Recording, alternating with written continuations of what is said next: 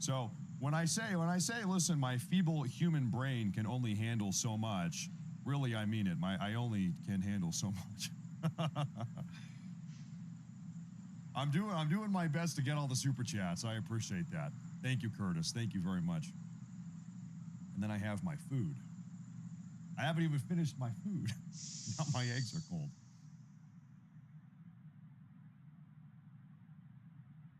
That's right. We are monitoring the situation. Jim Barbado. Thank you, Jim. I appreciate that, Jim. Thank you very much. Thank you. Thank you very much.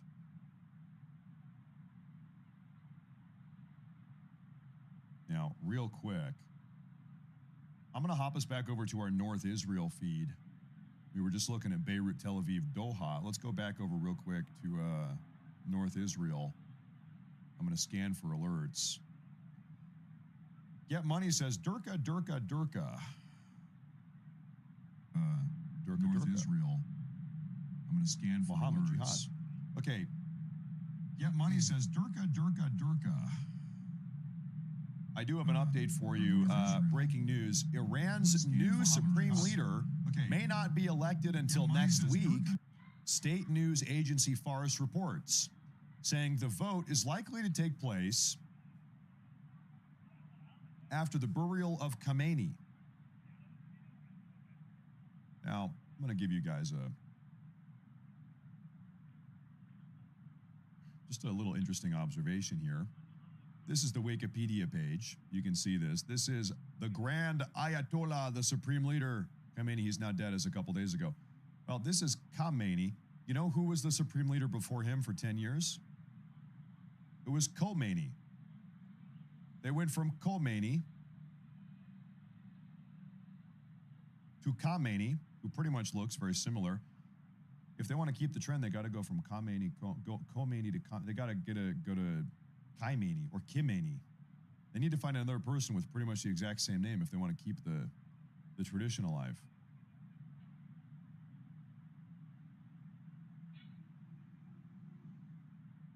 It's the only way. You think they're going to appoint Obama? Barack Hussein Obama, the new supreme leader. You think so? So they're saying it might be a week. We have an update coming out of France.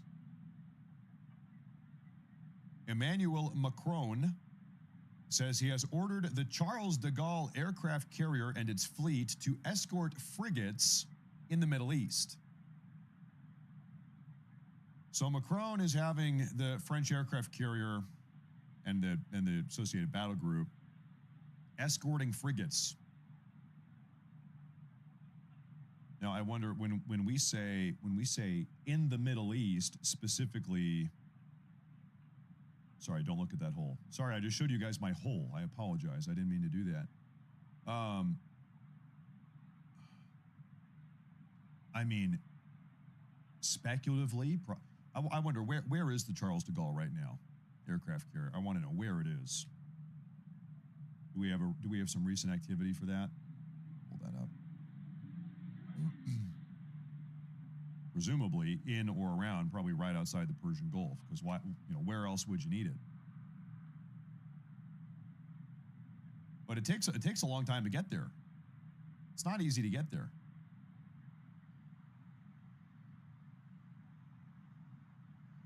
Where is it right now?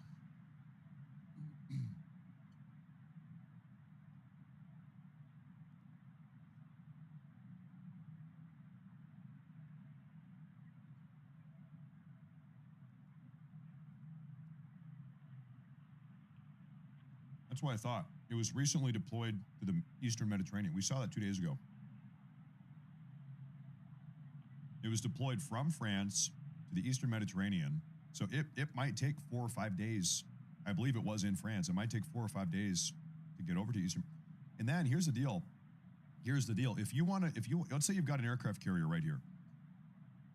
Can you take an aircraft carrier through the Suez Canal? I don't think so. I'm almost positive the answer is no. So let's say the French, they wanted to reposition their aircraft carrier battle group from Eastern Mediterranean out here in the Gulf of Oman. Could they just easily do that? No, it would be very difficult to do that. You'd have to go back out. You'd have to go all around Africa and pop out the other side. Pretty sure you're not taking an aircraft through the Suez Canal. An aircraft carrier.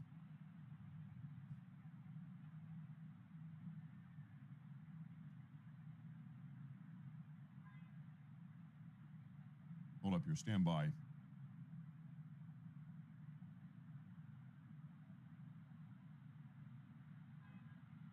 I just saw somebody say that Dubai.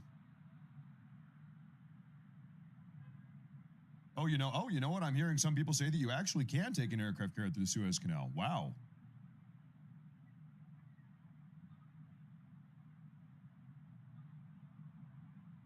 You can fit an aircraft carrier through the Suez Canal. Hold up, hold that thought. Thank you for that insight. One moment.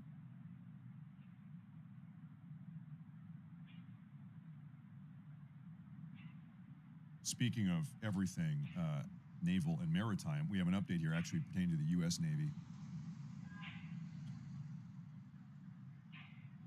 Where is this here?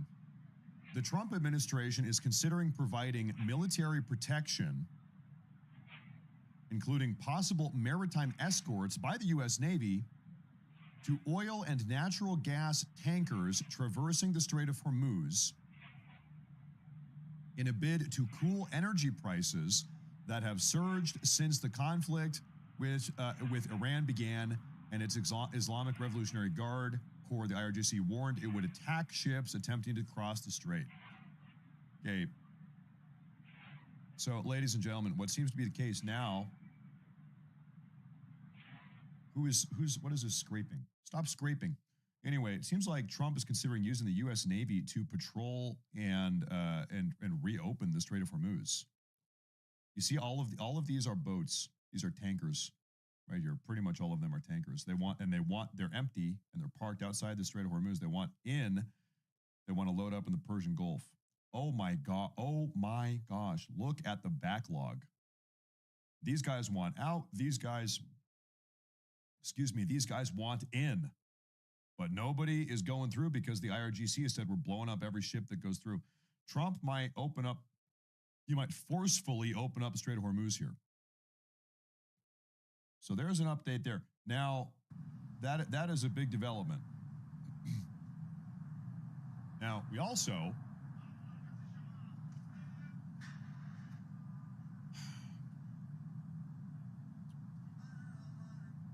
why was everybody just talking about? What were you guys talking about here?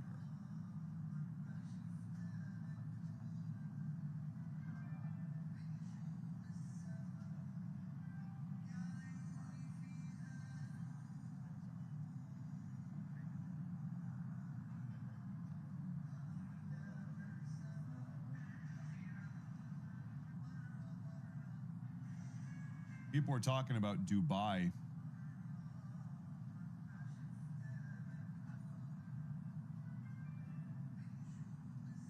Allegedly, Dubai is getting hit right now. I don't have any.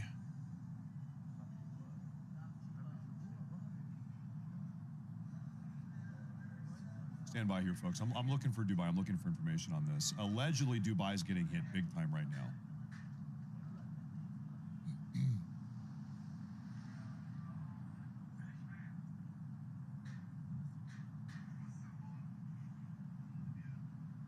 But I do not have any live footage coming out of Dubai at the moment. I'm scanning for Dubai. Stand by here, ladies and gentlemen. Bear with me. And of course, once again, listen, what does it mean if Dubai is getting hit? Well, beyond the fact that Dubai is getting hit, it also means that Iran is still launching attacks. That's what it means. Explosions reported over Dubai.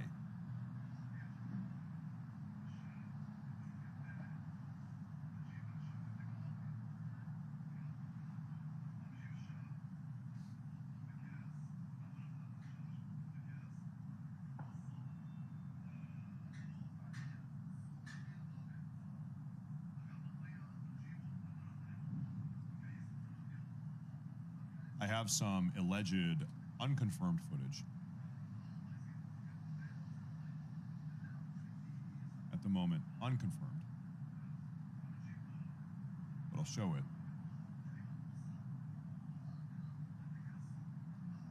This is allegedly coming out of Dubai right now. You can see they're poking their head out the window. That something just hit, and it seems like more than just that.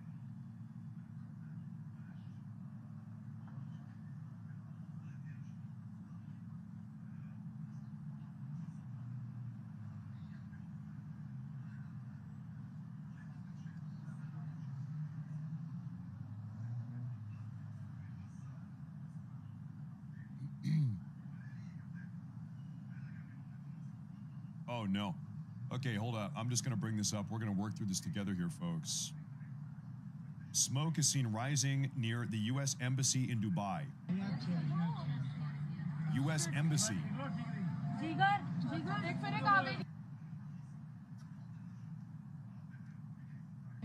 Smoke rising from U.S. Embassy in Dubai. This is the video we just saw. Another video shows smoke rising from the U.S. consulate in Dubai amid reports of explosions. This one here says the consulate.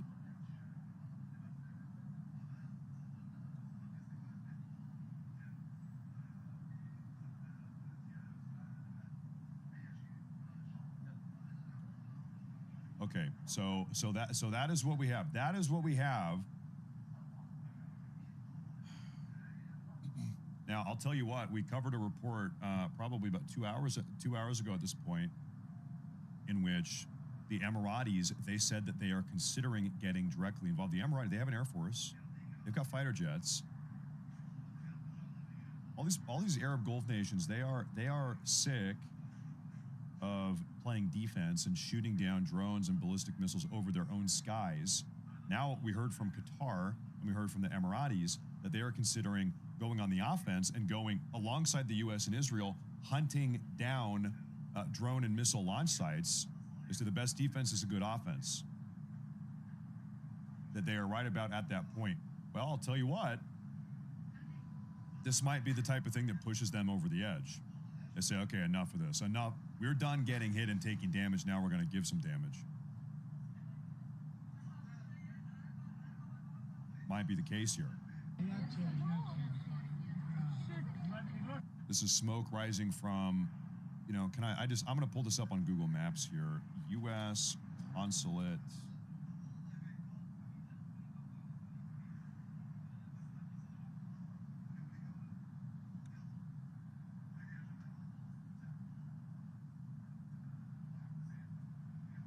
Okay, so folks, we don't know. We're going to figure this out together. You're tuning in live now.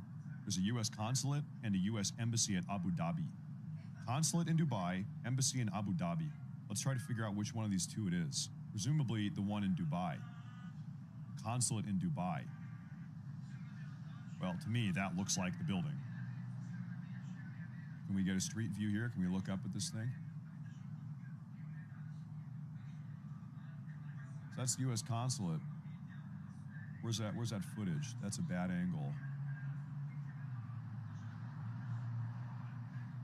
Where was not there, not you, you. Okay, so there's that building. Make note of the architecture here.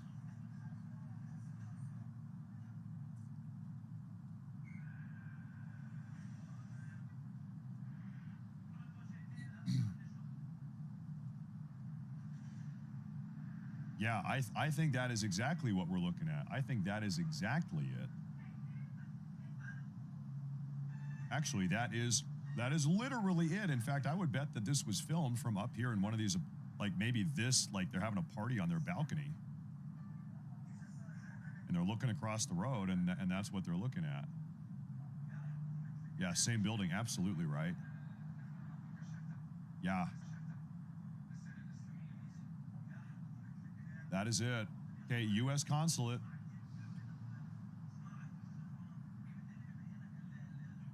U.S. consulate would just hit. in Dubai, in the United Arab Emirates. Those are gunshots in Beirut. You just heard gunshots in Beirut, by the way. That's what that was. We have alerts in Israel right now? No.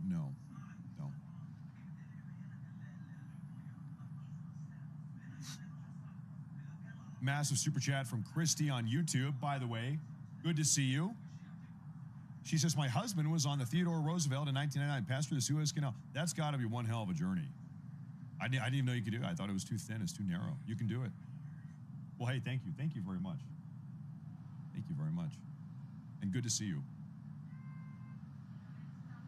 We just got some bad news. And you know, let me just put together a list here, but first I'm going to do this big rumble rant. Delibrada. He says, fantastic coverage, best on the internet. Well, I don't know about that. Hey, you know, I'll take the compliment. I'm bad at taking compliments. Thank you very much. I appreciate that. Thank you very much. Thank you, sir. Can we do a little bit of a list off from memory here, folks? Okay, so far in the last 3 days, we have seen a U.S. consulate building in Karachi, Pakistan, get attacked by a bunch of anti-American Pakistanis. That U.S. consulate building in Karachi, Pakistan was full to the brim of U.S. Marines, armed U.S. Marines, and they opened fire into this violent mob of Pakistanis and killed 10 of them. That's a certified FAFO moment. Good for those Marines. God bless them. That's in Karachi, Pakistan. We also saw a U.S. embassy almost get attacked. I believe they were successfully pushed off in Baghdad, Iraq. The U.S. embassy in Baghdad, Iraq got pushed back, or the attackers, the anti-American rioters, got pushed back. So not a lot of damage was suffered there, but they tried to do it. We also saw yesterday in Riyadh, Saudi Arabia, we saw 2 suicide drones come from Iran and blow up and actually do damage to the embassy building in Riyadh, U.S. embassy in Riyadh, Saudi Arabia. Nobody got injured. I believe the embassy was empty. Today, rewind 2 days ago, I just remembered that in Jordan, there was a terror threat at the U.S. embassy in Jordan. I don't think anything ended up happening, though. But there was a terror threat at the embassy, U.S. embassy in Jordan. So that happened days ago. And so now, just now, you're looking at it in Dubai, the U.S. embassy, is this the consulate? The U.S. consulate building. Yeah. The U.S. consulate building in Dubai suffered just some type of attack. We're not sure. So what is that? 5 U.S. embassies or consulates in the region that have been attacked? Something like that?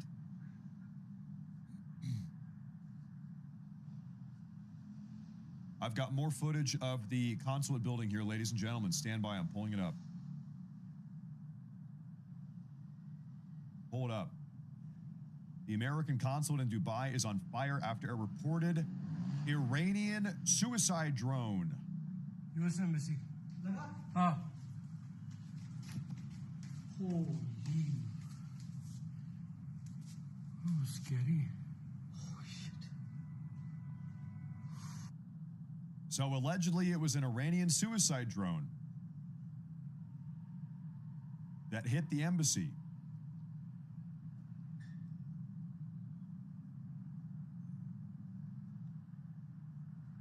The Iranian regime, they don't have a whole lot of respect for embassies, do they? What was it, 1979 during the...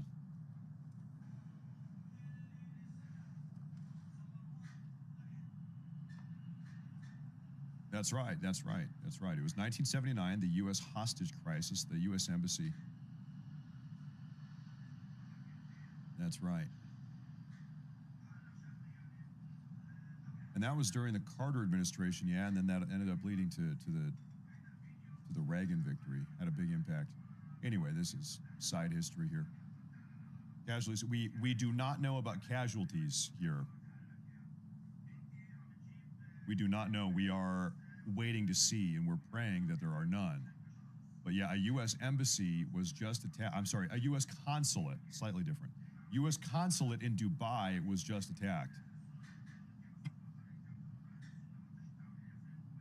I've got another little bit of footage here, folks, coming out.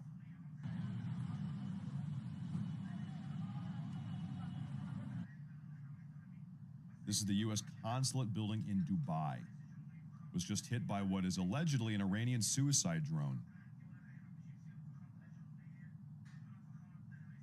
I'm going to try to figure out where exactly this was. That might be a little bit tough. Wrong map, this map. So it is a, you know what? I bet that we are looking from this angle.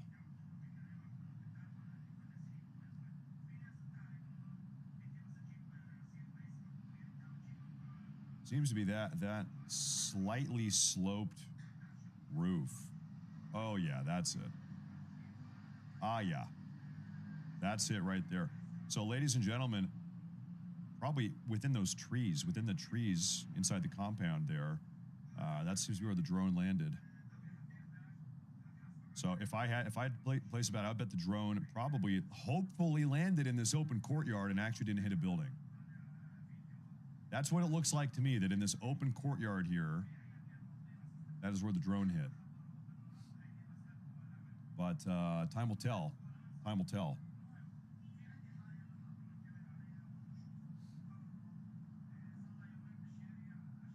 Seems to be an Iranian suicide drone. I'm gonna continue scanning for updates here, ladies and gentlemen. I'll put that up there for you to look at.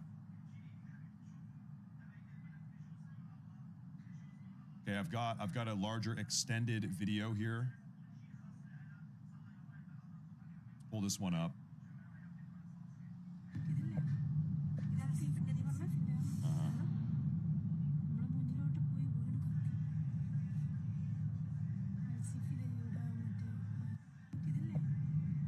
Not good.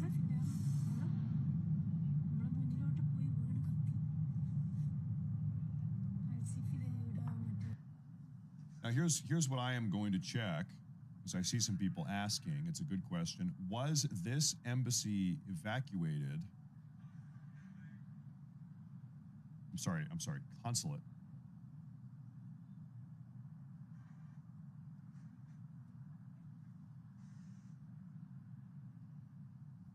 Let me see what the current status on this one was. Some of them were, some of them weren't.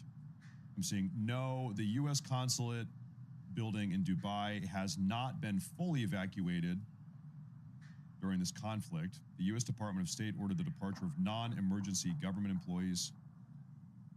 These are gunshots in Beirut. Gunshots in Beirut echoing out throughout the city. Beirut is where Hezbollah is very entrenched. We've seen a lot of Israeli Air Force airstrikes in Beirut, taking out target locations, and Hezbollah has been on the streets popping off rounds. Popping off rounds at who? I don't know. But we hear gunfire every so often in Beirut. Seems to be done now. Anyway, so the U.S. Department of State ordered the departure of non-emergency U.S. government employees and their family members from the United Arab Emirates, including Dubai.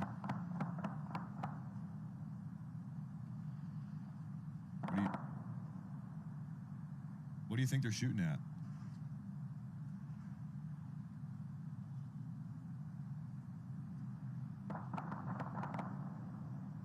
We're looking top right. Not that you can see any of this. Sometimes what we have seen is actually Hezbollah. We've seen them firing anti-air rounds up into the sky, trying to shoot down Israeli fighter jets. We saw a lot of that yesterday. Haven't seen that today, though.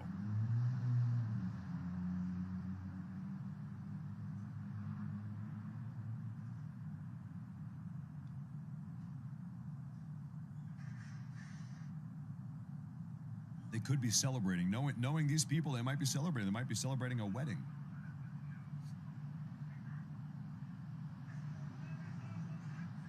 Might be celebratory gunshots.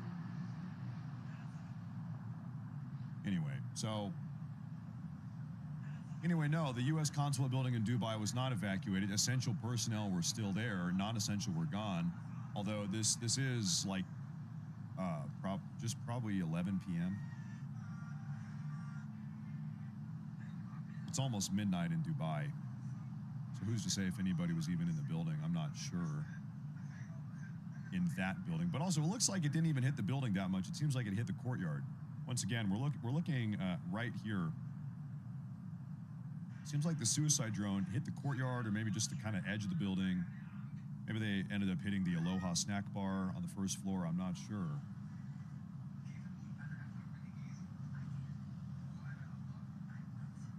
I'm going to do a quick scan for more information here, ladies and gentlemen. Let me just leave that up on the screen.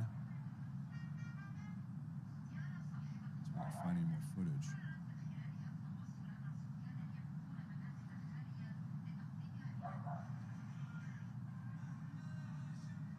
I think they missed. I think that they missed.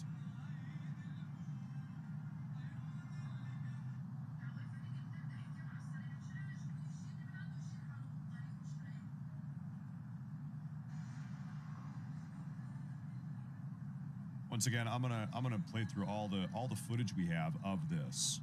Okay, let me get it all situated here for you guys. So first footage we have here of this consulate attack is a suicide drone.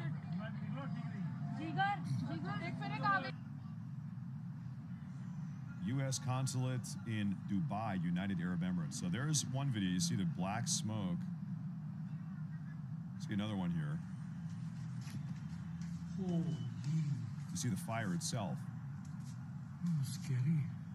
Oh, shit. Holy shit. Right now, we're just hoping that nobody got hurt. Another one.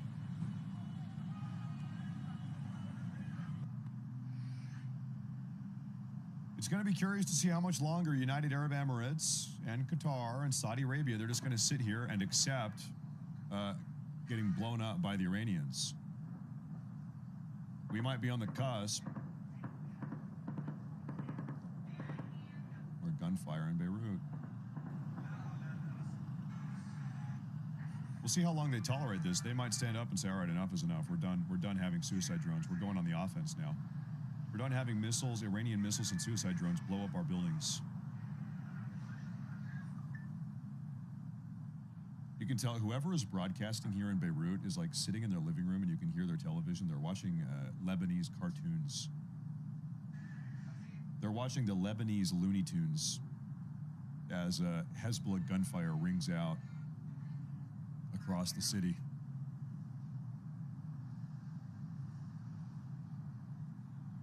You probably say it's kind of cozy. He probably thinks it's kind of cozy.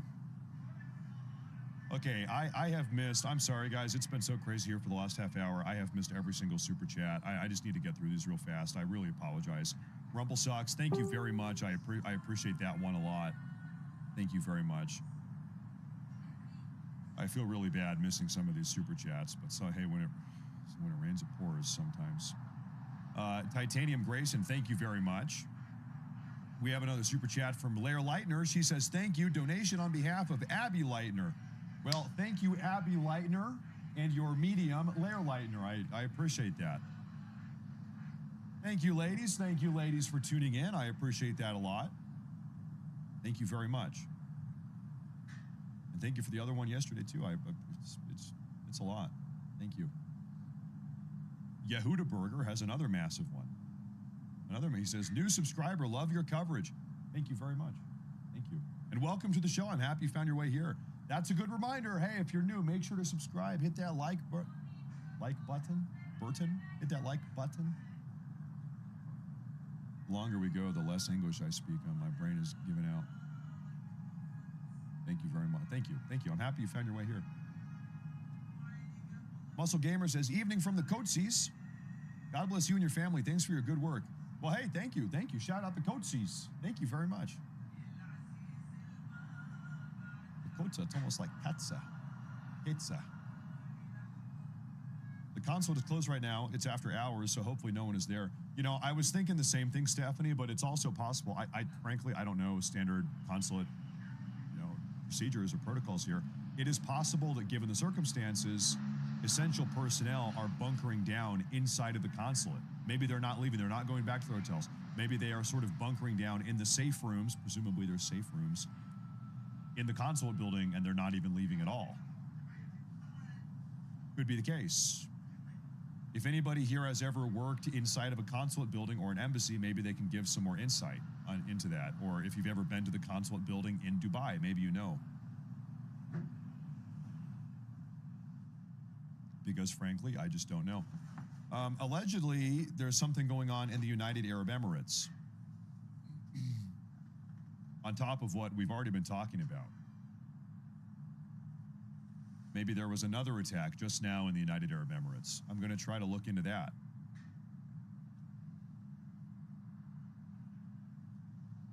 Mumblewick, hey, thank you. Thank you very much. Thank you very much. Thank you very much. Matt, death toll update. As far as U.S. casualties so far, I believe the number is still at 6. 6 too many. Not good at all. What's more, I believe that number has been at 6 for 3 days. The 6 Americans died at a naval base in Bahrain on day 1, the first couple hours during the Iranian initial retaliatory attack. But then since then, nobody has been killed. No Americans, at least. That's my understanding of the situation. Okay, folks. Oh boy, we've got a video. Lord have mercy, do we have a video? Update, impact video of the Iranian strike on the U.S. consulate in Dubai. From the sound alone, that's a drone.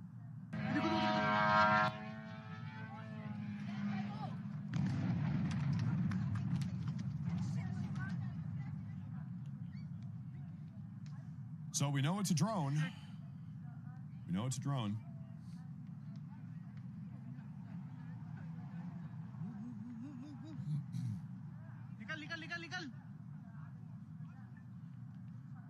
You know, I have to editorialize a little bit here. I don't know how you look at a regime like this that is at this point just flippantly launching ballistic missiles and drones at every single one of their regional partners, suicide drones, just by the thousands over the last 3 days.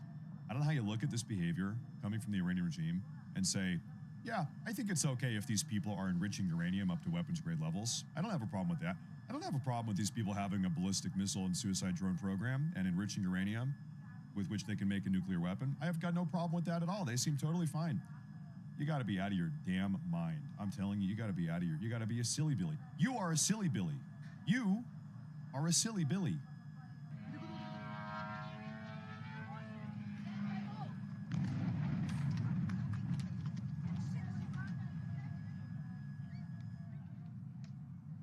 There's that. Shit.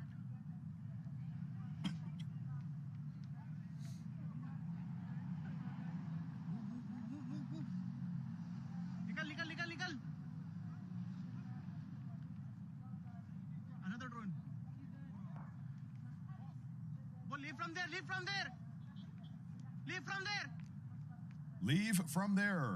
from there. Okay, I'm gonna play this one more time because this is the best video of the attack I guess we have so far. And you can actually, what do you see? That looks like that's it right there, right in the middle. I think that's it.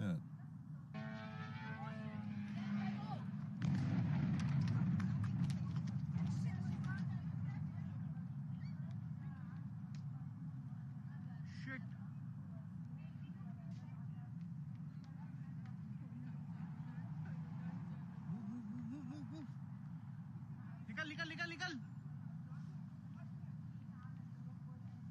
Another drone. Well, leave from there.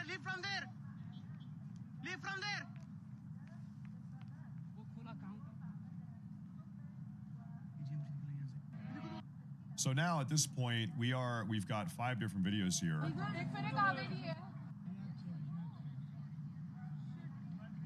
Now, at this point, we are hoping that the drone did not actually hit the building. It seems like the drone actually hit an empty courtyard inside of the consulate. Scary. Trump is live. You better not be clickbaiting me. He's not live on the official YouTube White House page. if Trump is ever live on Fox News or CNN or whatever, I hate to say it, we've got to wait till after the fact. We can't watch that live. We have to wait for after the fact. So if Trump is on Fox right now, I'm not even sure if he is, but just in theory, if he is, we have to wait for after the fact to see the clips. Yeah, what seems to be the case is that I really think this. I think this drone actually ended up hitting this empty courtyard, maybe grazed the building right here on the south, on the western tip. But I think it probably did not even directly hit the building. He's not. No, he's not. Okay, we've got some clickbaiters. Clickbaiters in the chat.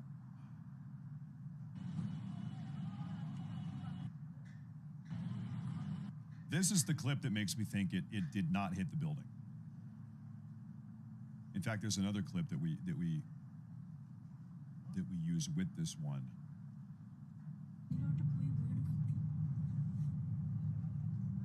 It looks like it's right in between the two. Right in this area. That's what we're hoping for, at least, because then you have minimal casualties, or hopefully no casualties. We just want it to hit nobody.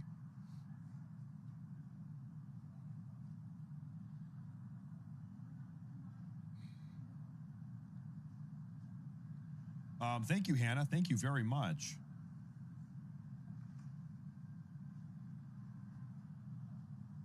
I'm quickly scanning here.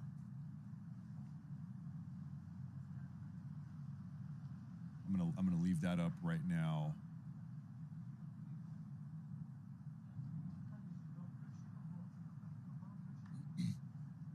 We have another statement from the Turkish foreign minister on the ongoing Iranian attacks in the Gulf. He says, they think if we sink, then everyone will sink with us. Fidan said today that Iran's strategy of attacking Gulf countries, this is the Turkish foreign minister said, Iran's strategy of attacking Gulf countries in response to U.S. and Israeli actions against it is very wrong. They condemn the Iranian response. In an interview with Turkey's state broadcaster, he described Tehran's approach as, if I sink, then all of my neighbors will sink with me. That's a curious approach. It's almost as if maybe Iran has this crab bucket mentality. Iran is a crab in the bucket. And it's these other crabs, Saudi Arabia, UAE, Qatar, Bahrain, etc., trying to get out of the bucket. What is the bucket is like terrorist activity and destabilizing activity. These other countries, they don't want anything to do with it. They just want to put an end to all the regional destabilization. They want to stabilize the region. They want to stop having drones and bombs blow up their buildings and their cities. They want to engage in economic activity and productive commerce. They want to build cities and build hotels and build restaurants. And that's what you've seen these Persian Gulf nations do. Iran says, if we're going down, you're coming down with us. And so maybe Iran is deliberately trying to draw these other countries into a war. I'm not sure. You thought it was lobsters in the bucket? No, it's crabs in the bucket. You thought it was lobsters in the bucket? No, it's crabs. That's what I thought, at least. And so, a lot of people that were speculating that Turkey was kind of low-key in support of the Iranian regime. Doesn't seem to be the case, actually. The Turkish foreign minister today has condemned the Iranian attacked me. If you get a pair of these, see them, they're readers, and you can see the screen better. They work wonders. So get some and stop attacking me, because I'm not the one who said this, all right? All right, everybody attacked me. If you get a pair of these, see them, they're readers, and you can see the screen better. They work wonders. So get some and stop attacking me, because I'm not the one who said this, all right? All right, everybody attacked me.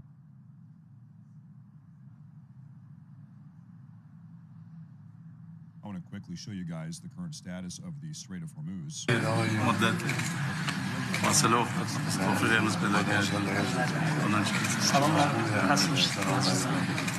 Northwest. Alleged. This is the Persian Gulf.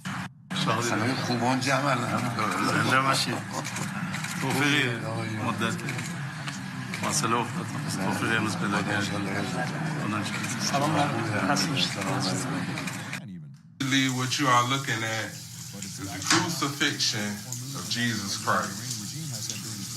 Now, the way how you saying this is from a chronovisor. Now, the chronovisor is a device that's in the basement of the Vatican that allows them to see back in time through electromagnetic waves. Like, look at this. Now, this very well much could be the crucifixion of Jesus Christ that you're looking at. So y'all tell me what y'all think about this video. They did it 2 days ago. We saw them do it. And so we've been looking at this now for 2.5 or 3 days. Every single day there are more boats piling up. There's a massive pile up build up here. All of them just want to go in. They're on standby. They're waiting. Astounding. What's the town here? This town is called Nawa Madha. Just because I'm a curious guy. Can we pull that town up there on Google Maps? Can we take a look at that? As we continue to wait for more news about this U.S. consulate building in Dubai. Stand by here, ladies and gentlemen.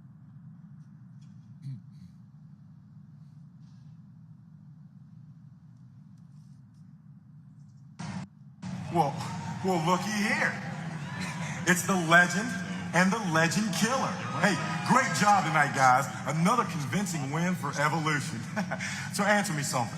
When is your rematch with Cade and Jindrak? Wait.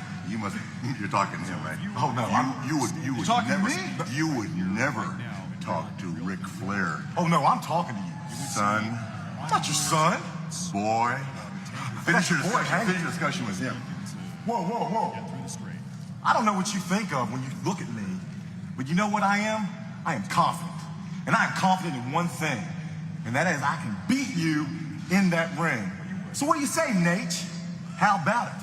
Next week, you and I in that ring. Say that one more time. You and I in that ring. You want to wrestle Ric Flair when? Yeah. When? Next week. Next week? Next on week. Raw? Yes, next you week. Want to take that? Raw. You want to take that everybody career and put it down a toilet? Oh, yeah. You want to do that? Yeah. With a jump on, buddy. Oh, I'm because jumping. jumping on. Oh, I'm jumping. All I need is a jumping off. Oh, I'm jumping. Hell, I've had more world championships than you've had women. Get it? More championships than you've had women. Next week. Woo!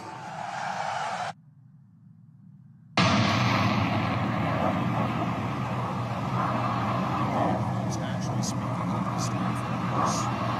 Ladies and gentlemen, we're at the state of Hormuz. Just like I said, navigation has been used to ensure freedom of the Gulf.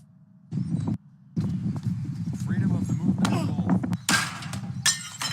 So here's what's going to happen next. We are going to see in all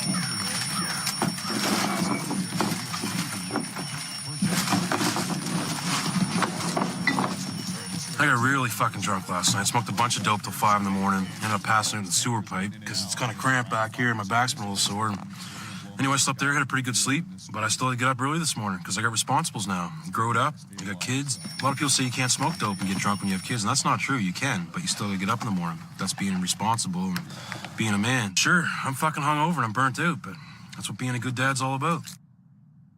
I can't believe Trump killed the supreme leader, a peaceful dictator. This administration is just a bunch of fascists. It's been closed now for probably 2.5 days.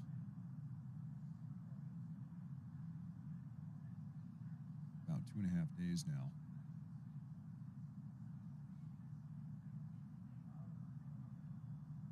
Okay, we have a statement coming out of Bahrain. I'm not actually sure what this says. Let me read this with you folks. Oh boy. Oh boy. Okay, national emergency announcement coming out of Bahrain. from the Ministry of Interior. The siren has been sounded due to a hazard. We urge citizens and residents to remain calm and proceed to the nearest safe location. Just so we're all on the same page here, Matt Morris, where is Bahrain? Well, I'll show you. Zoom out a little bit. Okay, Bahrain. And once again, this is the location of one of our big naval bases in the region. Okay, so, oh, I'm sorry, you can't even see that. There you go. This is Bahrain. So anyway, Bahrain says, sirens are blaring right now due to an incoming hazard. We urge citizens to remain calm and proceed to the nearest safe location. Avoid obstructing main roads unless necessary for public safety. We will provide further guidelines later to ensure everyone's safety and security. So once again, we just have yet another confirmation here that the Iranians, they're not done. They are still, in fact, firing off drones and missiles. They're still popping them off at all different countries. We saw some in North Israel recently. We saw just now we're talking about a suicide drone that hit the U.S. consulate in Dubai, and now they're firing something at Bahrain. We're not sure what. Something is inbound to Bahrain. Dubai is beautiful. They treat Americans like royalty. Dubai does seem beautiful. I'd like to go to Dubai someday. It does seem nice. It's very like opulent, and it seems like they do like Americans. It seems like they do. Of course, we need to not have a psychotic regime firing ballistic missiles and suicide drones. But once we get rid of that, maybe we can have a nice vacation to Dubai. Maybe someday.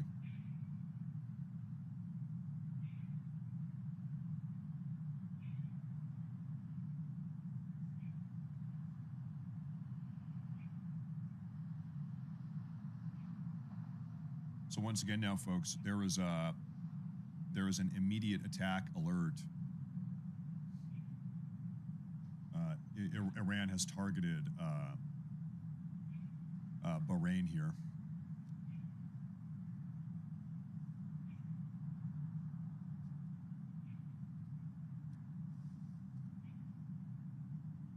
We also have got a report coming out of Reuters right now, folks. U.S. banks are now on heightened alert for potential security attacks, cyber attacks, as the war with Iran escalates. U.S. banks are on heightened alert for Iranian cyber attacks. Good. Yeah, that seems like a smart thing to do to me.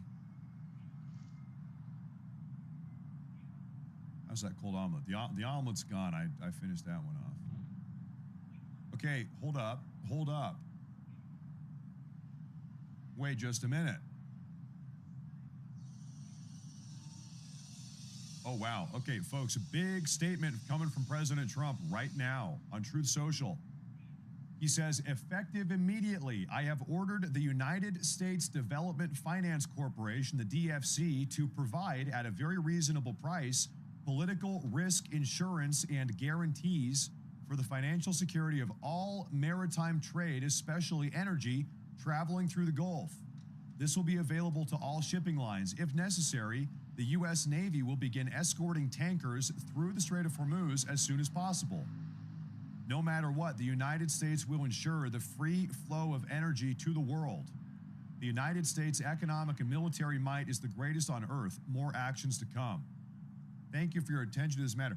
Trump does not want economic turbulence. Trump is not going to allow the Iranian regime to destabilize the oil markets.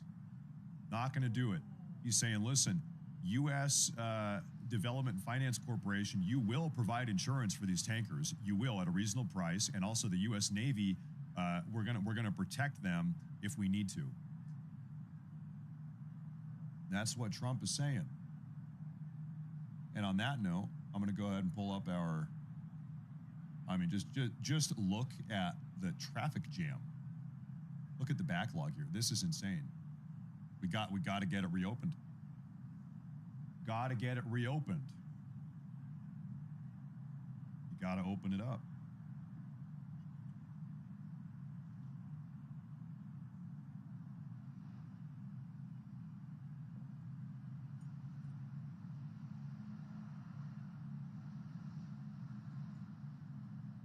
we have a super chat here from JD. He says, Matt is the Idahola.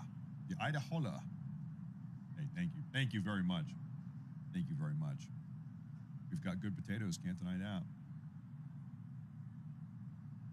Jen Art says, love you, Matt, from New Zealand. We've got a Kiwi.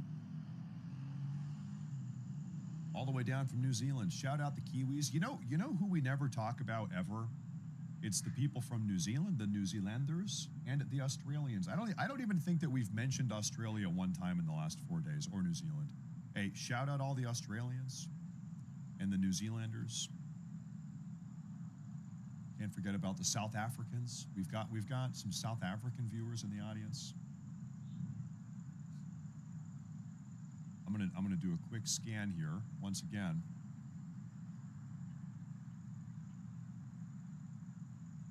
Don't want to miss a thing. So Trump is going to see to it. Okay, so following Trump's announcement, we have a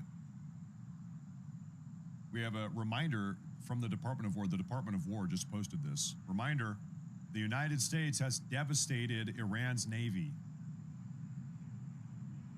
Real quick, this is an Iranian gunship. Oh, you know what? I know exactly where this is. I recognize that land. We know exactly where this is. I'll show you on the map here in a minute. So anyway, there's an Iranian gunship we blew up the other day.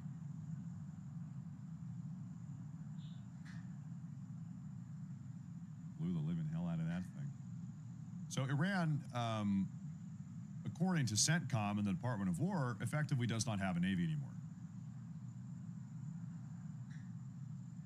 There is no more Iranian navy. Now, if you will allow me, now where exactly was that? That boat, we just saw him blow it up.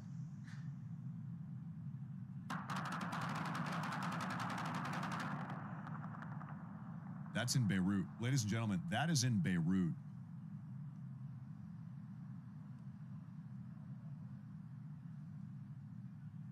Gunshots ringing out in Beirut.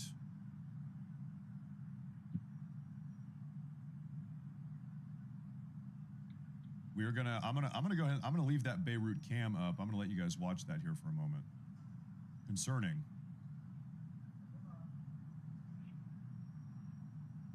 Very concerning.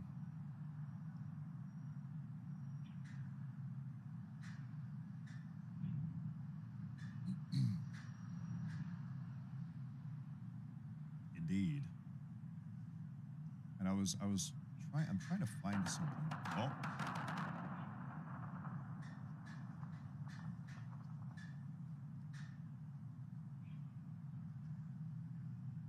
Really makes you wonder just who the hell are they shooting at? Are there like gun battles on the streets of Beirut right now? What exactly is going on? Are they shooting Mossad agents on the streets? What is going on? Maybe they're celebrating. Maybe it's celebratory.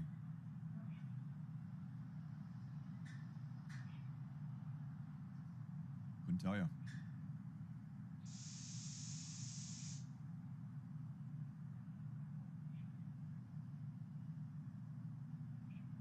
Well, I can't find this one, sorry.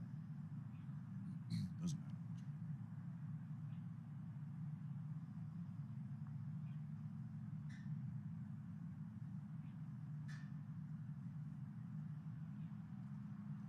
Anyway, the point being, the Iranian Navy has pretty much been decimated.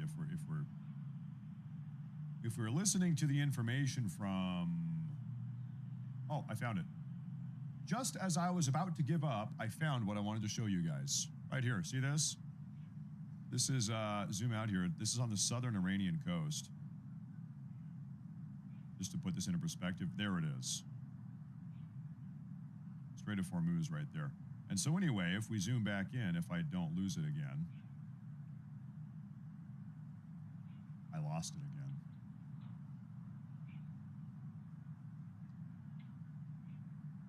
Anyway, those gunships you just saw just got taken out. That's the video we saw. That's the video we just watched. That got posted out by the Department of War just moments ago. They've got a big coastline. You know what's so crazy about the Iranians? Like if they had a non-psychotic, if they had a non-psychotic government, they could turn all of this into luxury real estate property. Think of all of the beachfront property they have. Some of the best in the world. The best in the world, by the way. And this is what the Emiratis and the Qataris have tried to do. They say, listen, we've got some of the best beachfront property in the world. Okay, let's become a vacation paradise. And that's exactly what they've done, and now they're raking in the money. Let's turn our towns and cities into vacation paradises, and they have. That's what they've done. That is what they've done.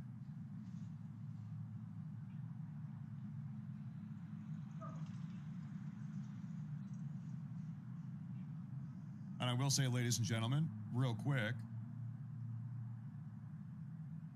if you have not already liked or subscribed, do me a favor. It really does help a lot.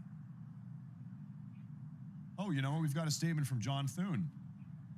John Thune, who needs to get off his behind and pass the Save America Act, he has issued a statement here.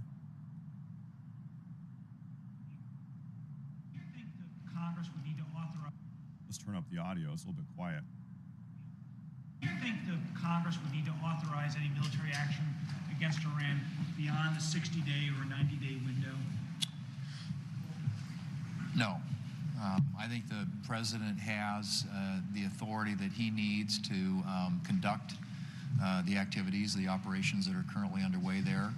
As you know, there's a lot of controversy around, questions around the War Powers Act, but I think the president is acting in the best interest of the nation and our national security interests by ensuring that he's protecting Americans and American bases and installations in that region, as well as those of our allies.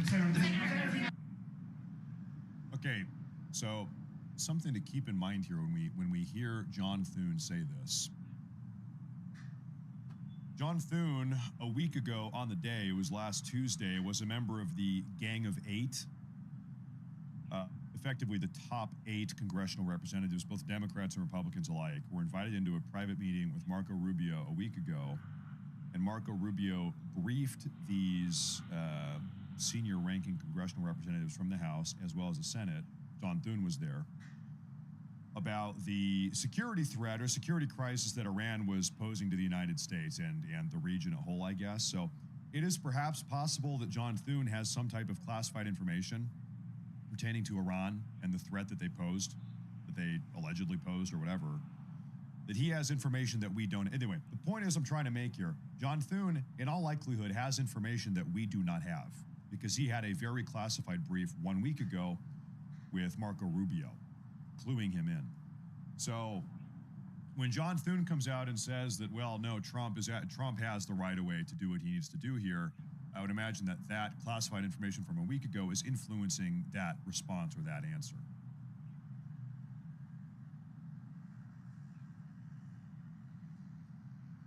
Now, who knows what that classified information was? I don't know. I wasn't there. I'm not a member of the Gang of Eight.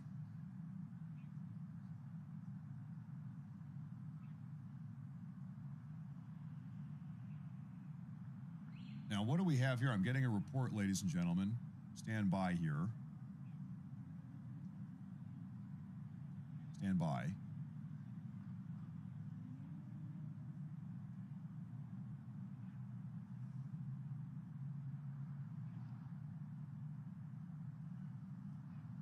Okay. Just in, Iran launches strikes on a site where Americans are stationed in Soleimani, Iraq.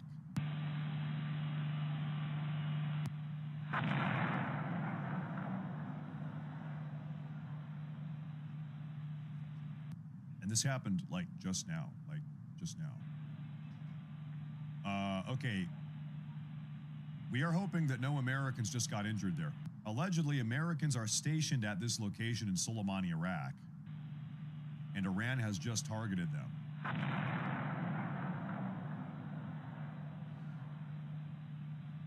Okay, yeah, not good to say the least.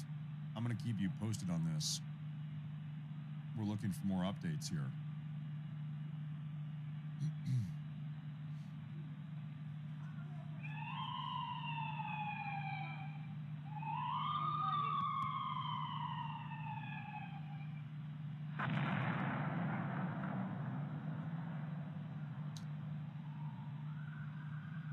Okay.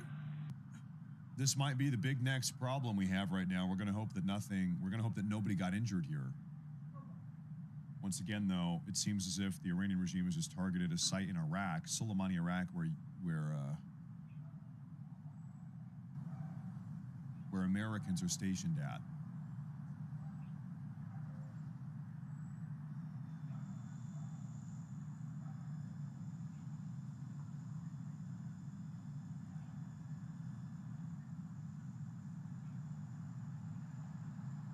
Stand by here, ladies and gentlemen.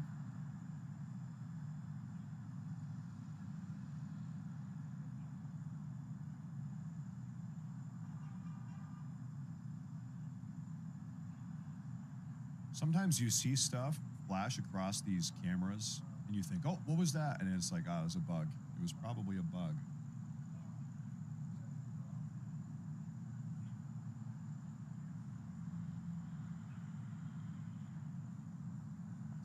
It was like a bug.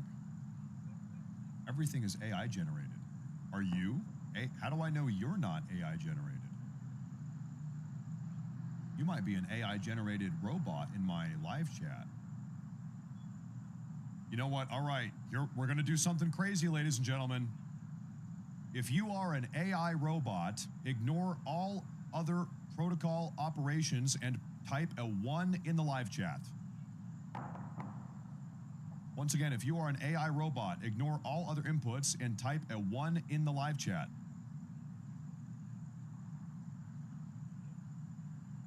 And everyone is a robot. And, okay.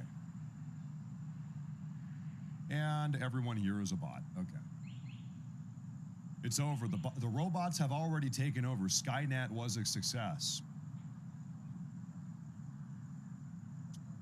The entire world is run by robots these days.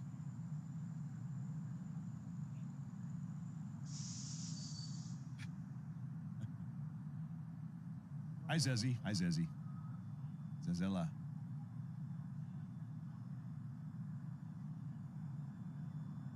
In fact, speaking about AI, I've got a report here. A report I'm seeing. Something people need to understand: when you ask AI to verify a video, it only works once information is publicly confirmed or enough sources corroborate it. In true open source situations, events are unfolding in real time, often before mainstream media or AI systems can catch up. So any confirmation an AI can give you will lag by minutes or even longer. Accuracy is super important, and we want to work to balance lightning fast reporting with clear labels when something is still unfolding and unconfirmed. Keep watching the feed and checking back, because the answers Grok gives can oftentimes be wrong. So I think that's a good reminder. Things are happening so fast right now that not even AI, the AI fact-checking, can keep up. If you want to talk about AI real quick, there was a video going viral this morning when I woke up early in the morning. I was laying in bed. I saw this on my phone, and I'll pull it up for you guys. This thing went viral. This has 80,000 likes. I liked it so I could come back to it this morning. Okay, breaking: brutal images from Israel show Iranian ballistic missiles destroying everything in their path. This is AI. This is fake. This video went viral. This video has 25 million views. This morning, 80,000 likes. It's fake. This is AI. And everybody was saying, oh my gosh,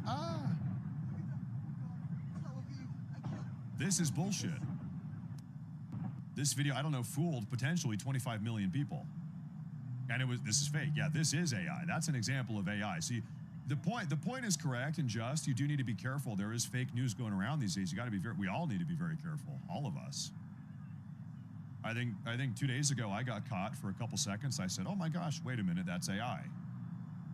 It even gets me sometimes.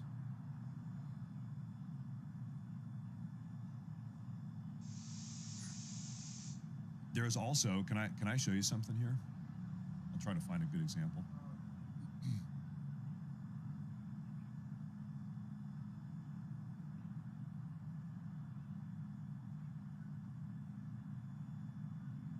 So if you go on YouTube and you type like Iran live, almost every single one of these channels is fake news bullshit. They are not playing live footage. They are playing old footage from a couple days ago or from the 12-day war. Almost every single one of these channels is fake news, clickbait, bullshit. Like this one here. It says live, Trump is speaking live. He's not. This is old footage from like months ago. Oh, what do you know? Oh, what do you know? Oh, what do you know? What do you know? Wow. I'm so surprised. I'm so surprised at what I'm seeing there. Huh.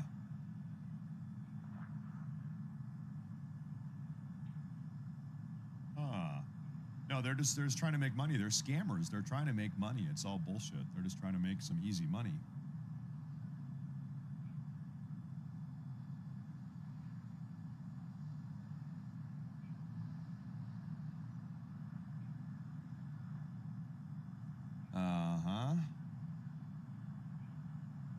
We have a super chat here from Infinite Amta. He says, almost like they faked a war so you would stop talking about the files. I'm sorry, I need to push back on that. If you think that Trump is doing what he's doing in Iran to distract from the Epstein files, you might be a moron. Respectfully, that is one of the stupidest things I've ever heard. Anyway, hey, thank you for that $5 super chat. It's almost like they did that. Yeah, but they didn't, and that's stupid. Yeah.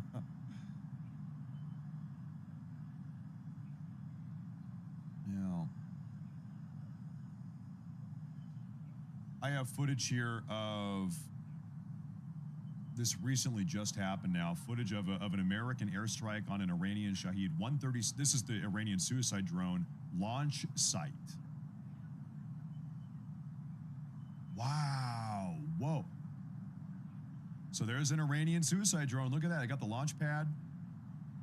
Goodbye, drone.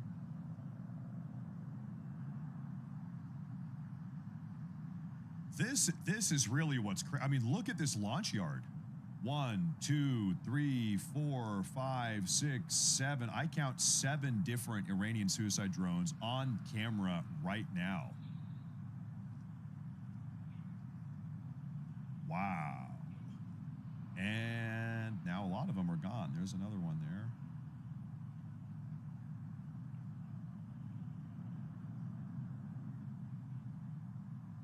And, you know, presumably these Iranian drones are being stored inside of these little, you know, bunker caves here. They wheel them out anytime they want to launch them.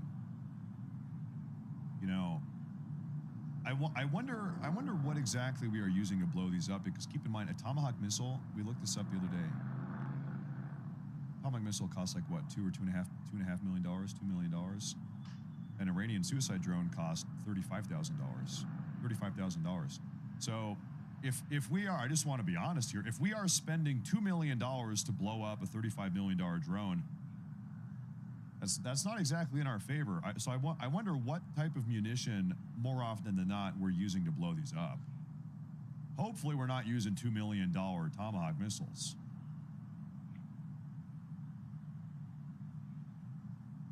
I doubt it, because you know how we've talked about earlier how at this point we are flying over the skies of Iran with complete and total impunity. We can do what we want. We've got whatever aircraft we want above Iran, we can put it above Iran. So I don't think we're at the point where we need to use Tomahawk missiles to take this stuff out anymore. That is crazy. That is crazy footage. J-dams.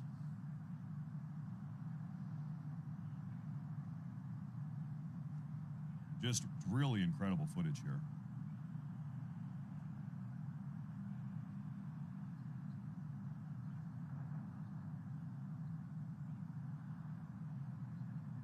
I'm just pulling this up.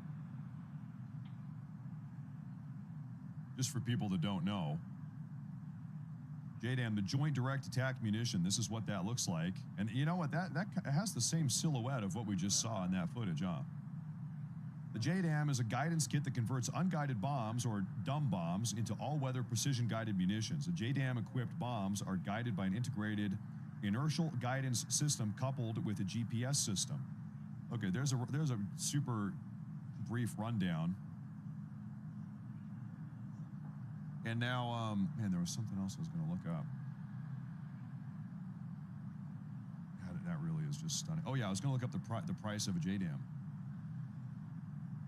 I guess the price of a JDAM equipped bomb, I guess is what I need to look up.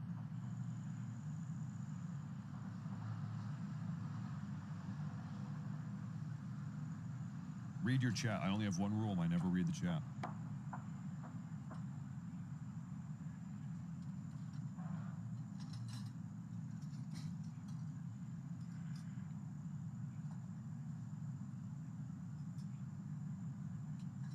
So a JDAM guidance kit typically costs $28,000 right down the middle.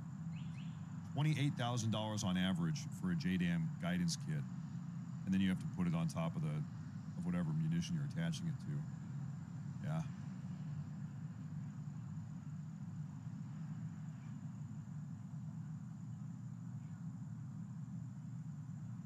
No, I'm just curious. I'm just a numbers guy. I'm sorry.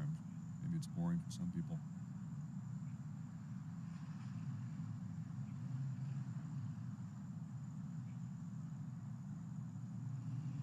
Well, better these than Tomahawk missiles. That was really my big question there. Oh. Sorry, one moment. I thought we had an update there.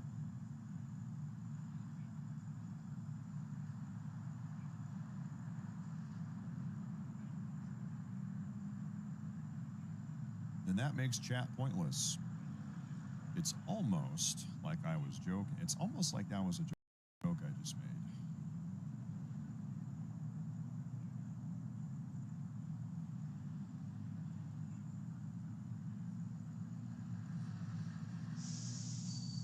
Yeah, no, I'm just getting further reports here that the Royal Air Force, that's the British, by the way, that they are continuing activity over the Middle East, shooting down Iranian suicide drones. I will pull this up. I'm going to put this up on the big screen, actually. This is a British Royal Air Force Typhoon taking off from Cyprus to go shoot down some Iranian drones. And we got the confirmation maybe 2 hours ago that the RAF, Royal Air Force, had successfully shot down their first drone about 2 hours ago. Image of an RAF F-35B aircraft seen here taking off for operations across the Middle East. British jets are protecting UK personnel and allied nations across the Middle East, shooting down hostile drones. RAF F-35B Lightnings operating over Jordanian airspace. Operating over Jordanian airspace, where was I? Shot down uncrewed aerial systems in defense of Jordan, marking the first time a British F-35 has destroyed a target on operations. The jets were supported by RAF Typhoons and Voyager air-to-air refueling aircraft, so they're refueling mid-air. A British counter-drone team also intercepted uncrewed aerial vehicles, drones, in Iraqi airspace that were heading towards coalition forces, ultimately protecting UK personnel operating in the area. So the Brits are out there in their F-35 Typhoons hunting Iranian drones.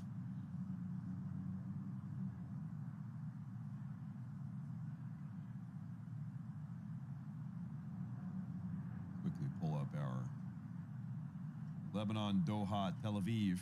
Right now, we don't have any alerts right now anywhere, folks.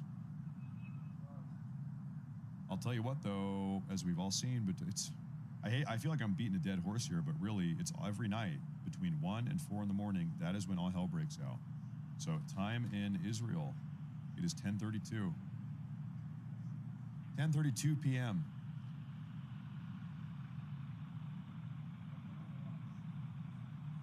God is definitely not with America and Israel because they are pedos. I've got something to show you. Actually, hold that thought. I've got something to show you here.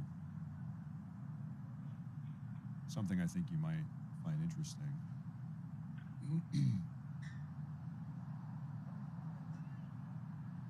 Today, I downloaded the Ayatollah Khomeini's Manual of Islamic Law. It's called the Tahrir al-Wasila. You can download it yourself. On page 229, volume 3, it says, and I quote, "Intercourse with a woman is not allowed unless she attains the age of 9 years old, regardless whether the marriage is permanent or temporary.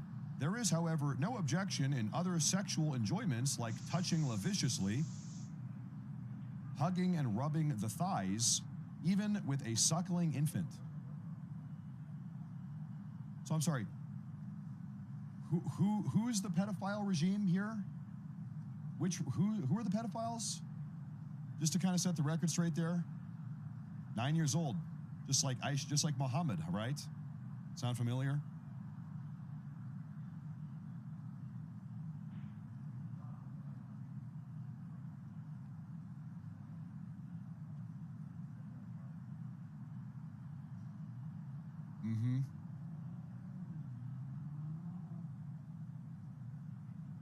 Sick of it. Sick of it. I'm sick of it.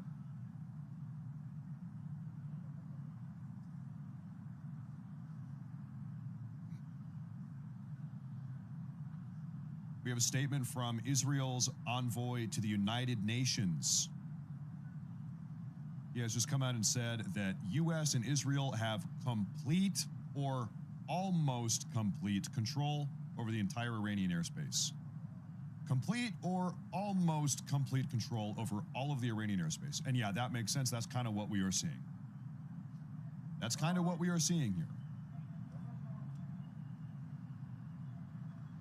Seems like we're kind of doing what we want.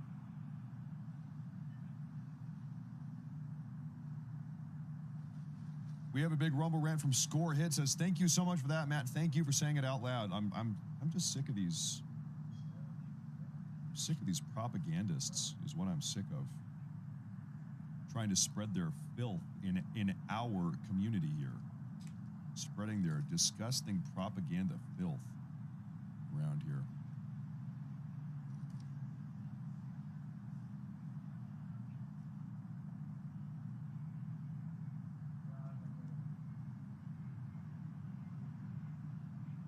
Sandra Quinn says, Matt, thank you for being calm and steady, calm and rational in this ever tumultuous time. It most certainly is. You know, every time I see a message like this, I always like to say it. You might have noticed prayers and thoughts, positive vibes, whatever type of person you are, for all of the people that are caught in the crossfire here, whether they're on a U.S. military base or whether or not they're Emirati, Qatari, Israeli, Iranian, it doesn't matter. A lot of innocent, genuinely good, sincere, good people that are out here, just wrong place, wrong time, caught in the crossfire. So I like to keep saying that. Thank you very much. Thank you very much. Thank you very much.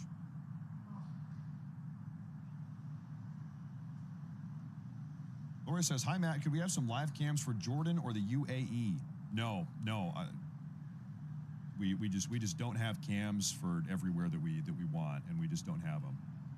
We just don't have them. I wish we could. If we had them, you would see them. So as a recap, what do we do have here?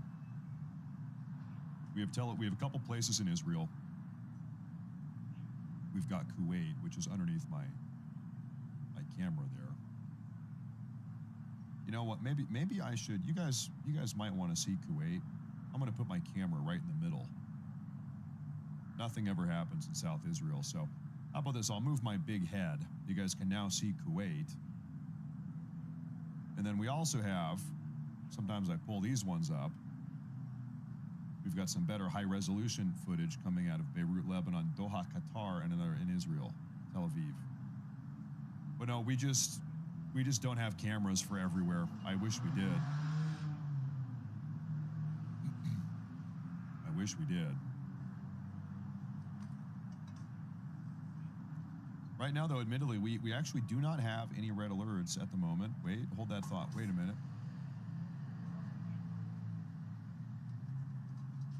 Okay, hold up. Secretary of State Marco Rubio, in an interview he just had with PBS, he said, quote, "In the next few hours, there will be an increase in the scope and intensity of attacks on Iran from what are frankly the two most powerful air forces in the world, Israel and the United States, presumably." Marco Rubio says in the next couple hours. Okay. We're going to be here all day. We're going to be here all day. All of you fine ladies and gentlemen.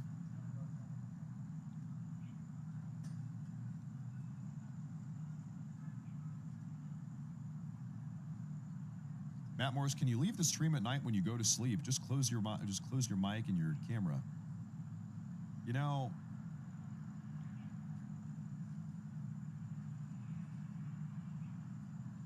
I kind of feel bad doing that. I kind of don't want to do that.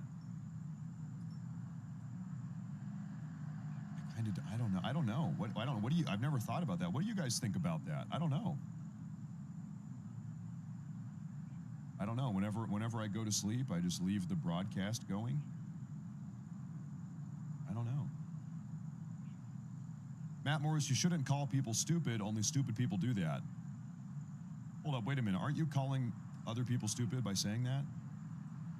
Regardless, I am going to keep calling people stupid. If somebody says something stupid, I have no problem at all, no qualms whatsoever.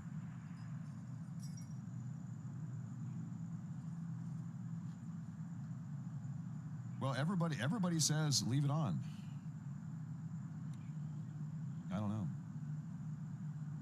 I think I probably won't do it, to be honest. I think I probably won't. I don't know. I'll think about it.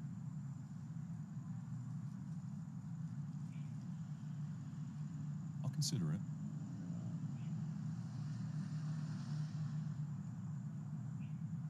Pappy Built says, maybe we need to start parachuting cases of guns to the civilians since we dominate the airspace. We heard a statement from Trump earlier today talking about arming I need to find this statement, arming the Quds forces, arming some anti-Iranian regime rebels on the ground and working with them. Trump really does not want U.S. ground forces, like United States service members, on the ground here. But it sounds like you might be looking to work with local anti-Iranian militia members. Maybe is the case. Joe says, Thomas Match just put the war to vote in Congress. There you have it. I guess we'll see what happens there. Thank you very much, Joe. I appreciate that. Thank you very much. I mean, you know, for better or for worse, I believe it's the War Powers Resolution does give a president 60 plus 30 for a total of 90 days. Gives the president power to do that.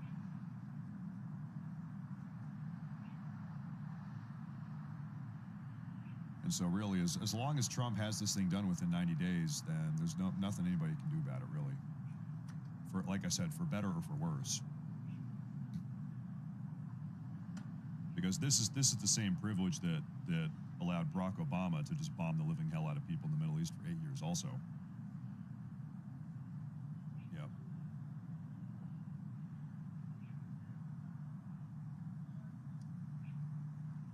Captain Dumbass, he says, do they have insurance like Morgan & Morgan over there, but like Muhammad? Hello, welcome to Muhammad.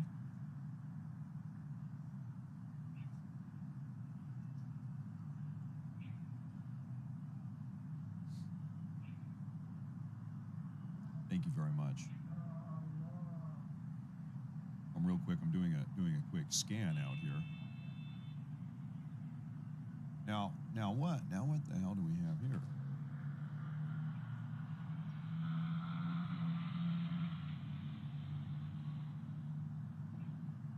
As threats by Iran's Islamic Revolutionary Guard Corps, the IRGC, to close the Strait of Hormuz to international shipping continue to escalate amidst the ongoing war in the Middle East, traders on Polymarket are becoming confident that Iran will attempt to fully close the strait by the end of March. So right now on the Polymarket betting website, people are betting at a rate of 74% that Iran is going to close the Strait of Hormuz. So I wonder what do we think that would entail, because so far, can I pull this up?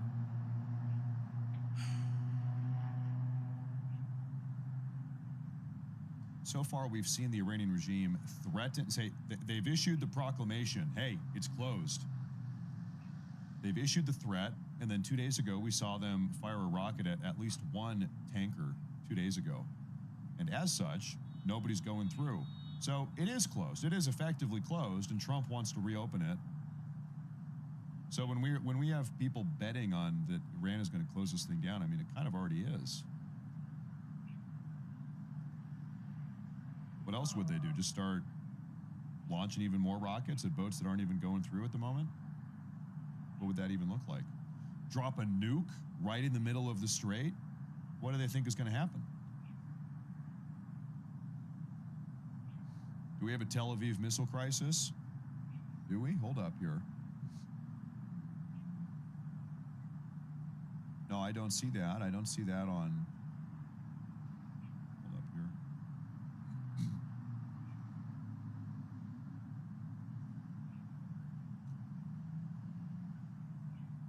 I don't see anything about Tel Aviv missiles inbound. Stand by here. We've got no alerts here, and I also from my other. You have an alert on your phone? Okay. Missile alert on the cell phone. Okay.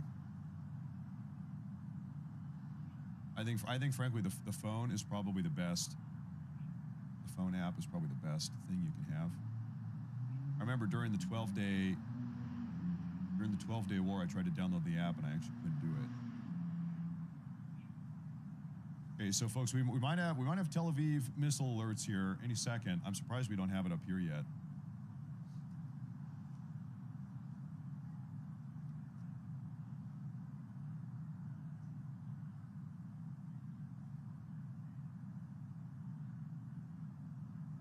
So I'll let you know yep, okay. Now I see it on my end. Missile launch detected towards central Israel. Now, we're going to do something here, folks. Those other cameras we were looking at are maybe not as good. We're going to actually take a look at this. We're going to put this up on the screen. That other Tel Aviv camera that we were looking at, anytime anything happens over the skies of Tel Aviv, the camera actually pivots down to the ground to try to hide the coverage. So we're going to actually tune into this one now.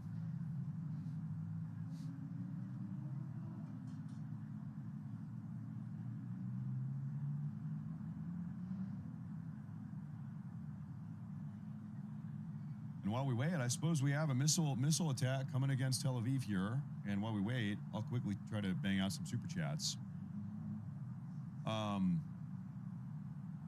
Clank says, people thought AI would give us Skynet, but really just gave us Indian and Pakistani scammers. Yeah, that's pretty much true. We have a super chat here from Reindl says, if you need to exit the Middle East, the State Department will help. That's right. And they've been telling people for weeks now to get out. The Rock with a $21 super chat. Thank you very much. Thank you very much. Thank you very much. I saw a super chat here, but it dropped off. So I'm sorry, I didn't catch your name, but I remember the question. It said, if we have control over the Iranian airspace, how are missiles or suicide drones still getting out?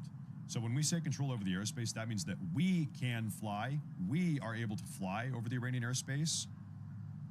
Not that we are necessarily able to stop every single drone or missile from getting out of the airspace.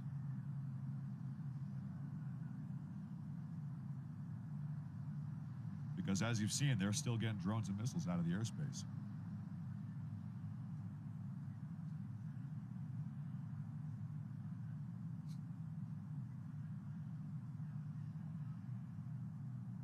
Hunter says, we have a bot and intel channel. I'll give us early warning of launches. Who's we when you say, are you living in Israel right now and you have an app? Are we talking about the app? Or are you part of some OSINT community? I'm sorry, I see something here. This is the... All right. Okay. All right, folks, here we go.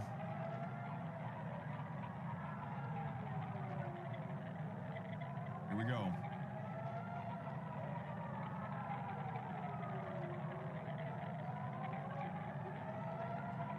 Specifically, we are looking at Tel Aviv.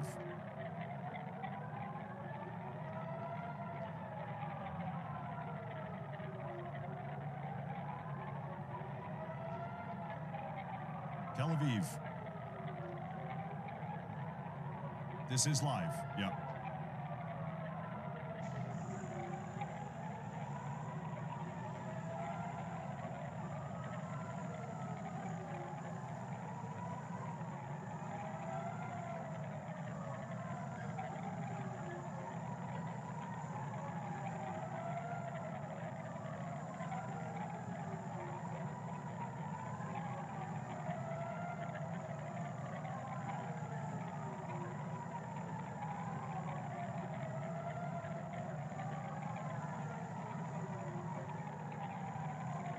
Red alert. A lot of red alerts right now, folks, over Tel Aviv. That's what we're looking at.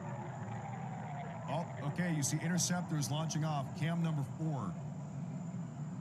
Interceptors over Ben Gurion Airport also. Interceptors taking off.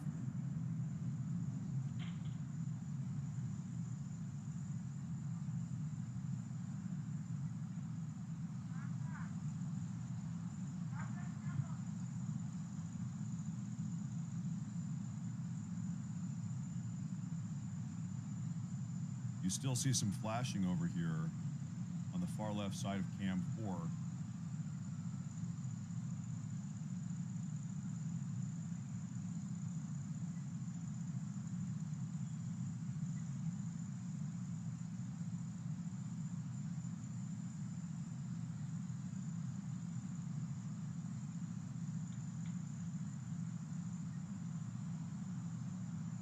Oh, okay, more interceptors. Cam 4 taking off right now, ladies and gentlemen. And you see interceptions in the sky. I saw a little explosion there. Oh my God. Oh. I think they stopped that. I think they stopped that one. I don't think that one hit. I think they intercepted it last minute, last second.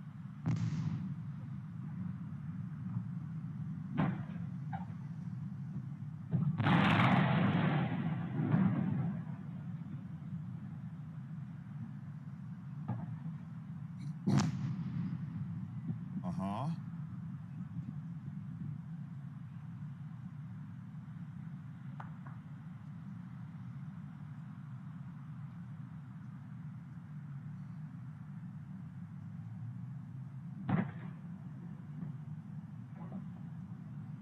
I'm not sure if that was a hit or an interception. It sounded a little bit more like a hit, huh? I'm quickly scanning here, see what I can find.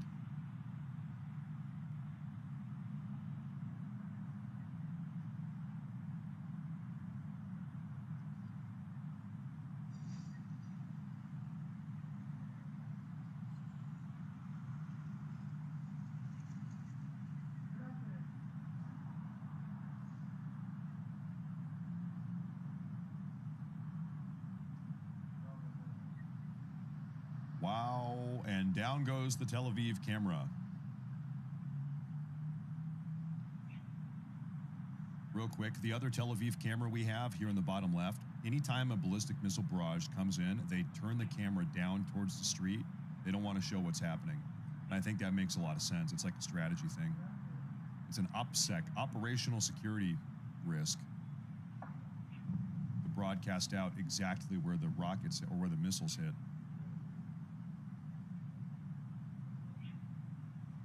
Maybe one of them hit there, though.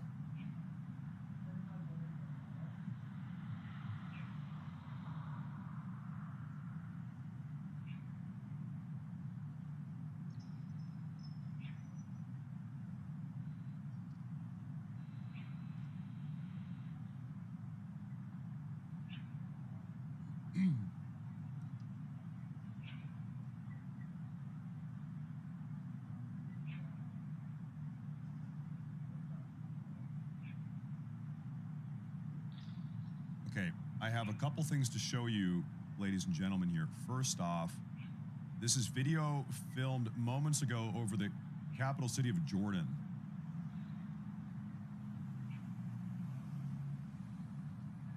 So, presumably,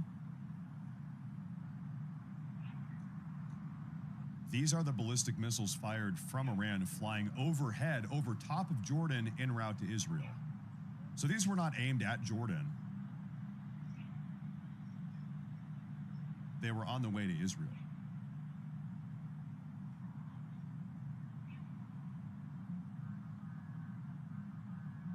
You see a fire on cam 7. Do you? I don't think so.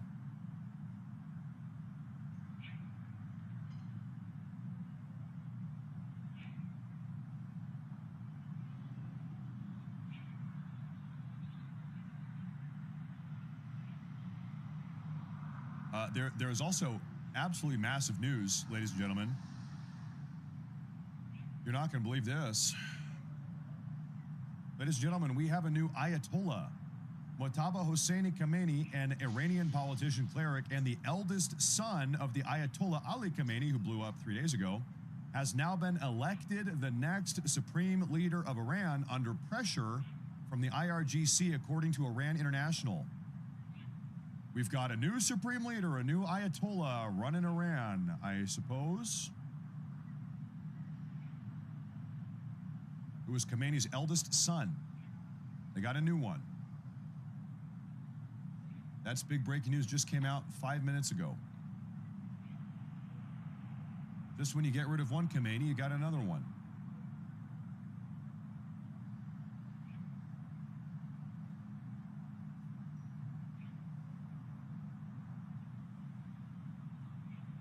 Okay. Once again, this is what he looks like. He is the son. There you go. Mojtaba Hosseini Khamenei, Iranian politician, cleric, and the eldest son of Ayatollah Ali Khamenei, has been elected the next supreme leader of Iran under pressure from the IRGC. So I suppose the IRGC said, hey, listen, we need an Ayatollah, we need a supreme leader, we want it to be this guy. That is hot off the press there. Now,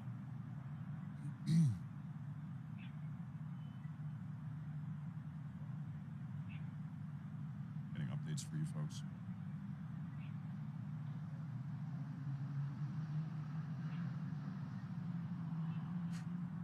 The IDF has just issued new evacuation warnings ahead of incoming airstrikes on Hezbollah in Lebanon, southern Lebanon. They're going to be blowing up sites at Kafar, Yuz, Haruf, and Kafur villages in southern Lebanon's Nabatea area. So they're saying, hey, if you're a civilian, we're about to blow these neighborhoods up because there's some Hezbollah presence there. So if you're a civilian, you need to evacuate now. Immediately.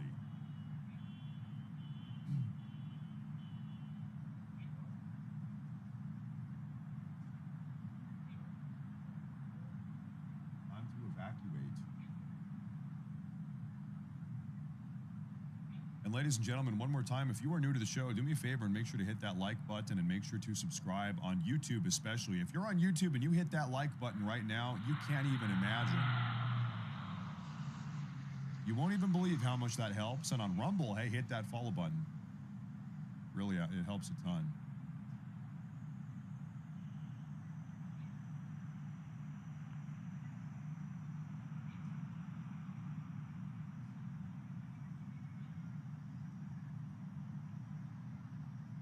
Seems like that missile barrage has concluded, thank God.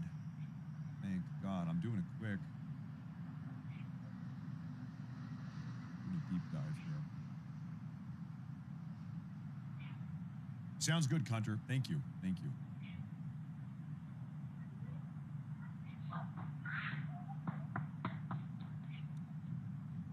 I see a second confirmation here. The Iranian Assembly of Experts has elected Ali Khamenei's son to be the new supreme leader. Allegedly, this was done under duress with major pressure from the Revolutionary Guard Corps, the IRGC. There he is. I wonder if he's happy about that. How does he feel about that?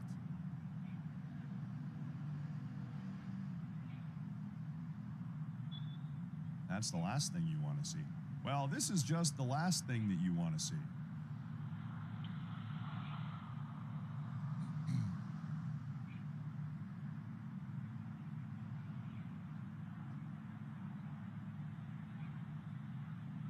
Dead man walking. Well, I will tell you something.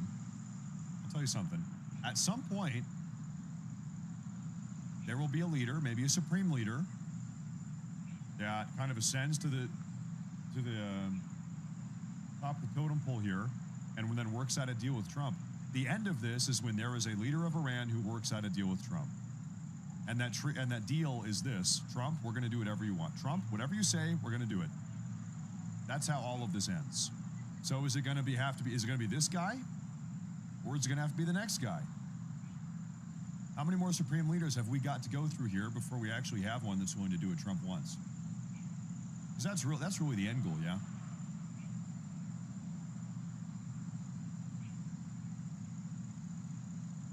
That's where things are going. Might be this guy, might be 10 guys down the road.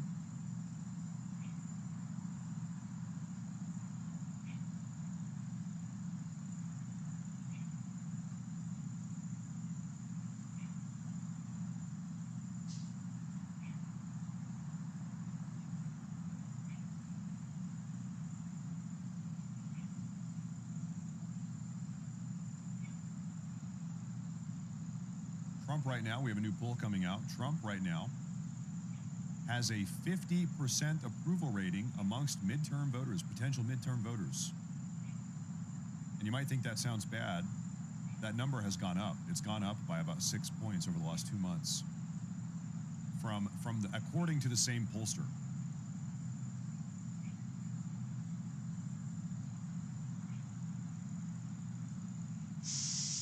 We have a pre-midterm Trump surge.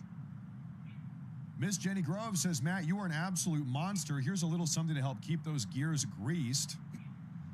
This vet and honorary Army mom thanks you on behalf of the rest of us. Thank you very much. I don't want to get too greasy. Lord forbid I get greased up too much here. But hey, thank you very much. I really appreciate you tuning in. Thank you very much. We're doing our best to break all this down minute by minute.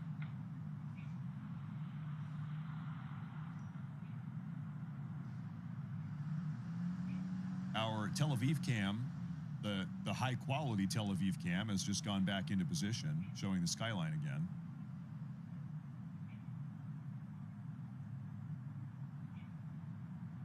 Footy Fam says, wasn't he killed on Sunday, or at least announced to have been killed? I think there was speculation, but not a confirmation. I guess now we have the confirmation that he's in charge. Thank you, by the way. Angie Leonard. Thank you, Angie Leonard, over on Rumble. Thank you very much.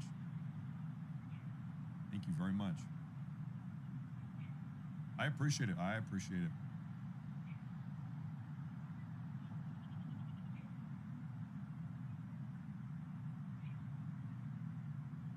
Just scanning out the skyline here. Yesterday, we saw, who was here for that? We saw the Iranian regime fire. It was an absolutely massive ballistic missile barrage at North Israel. On this cam right here, cam number 5. Oh, I'm sorry. On cam number 5 yesterday, we saw just, it was chaos. It was the biggest ballistic missile barrage that we have seen since the 12-day war. It was intense yesterday. And once again, when did it happen? Between that kind of crazy time frame, 1 in the morning to 4 in the morning. That's the time frame when all hell breaks loose.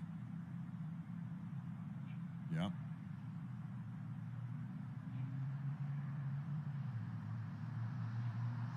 That's right.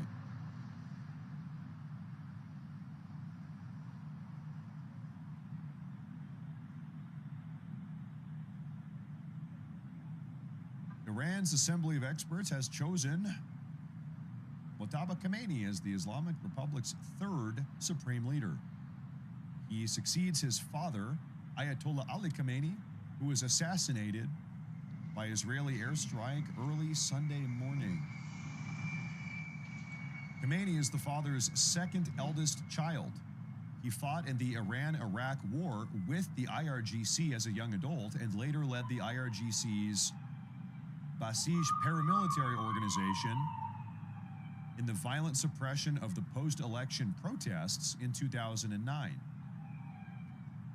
So this guy seems like a real loyalist. He's a party loyalist. He's the son of the former Ayatollah. He's a big player, or he was a big player in the IRGC. And we saw pressure. We saw word that it was the IRGC that actually put pressure. The IRGC wanted this guy to be the new supreme leader, presumably because he is such a diehard loyalist. So if I had to take a guess here, I think the new supreme leader is not going to be looking to make any deals with Trump. I think Trump is going to probably drop a bomb right on this guy's head if I had to take a guess here with you folks.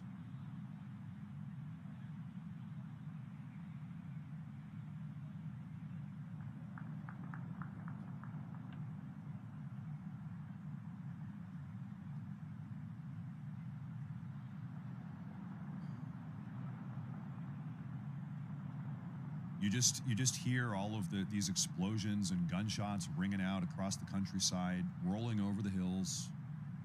It's kind of eerie.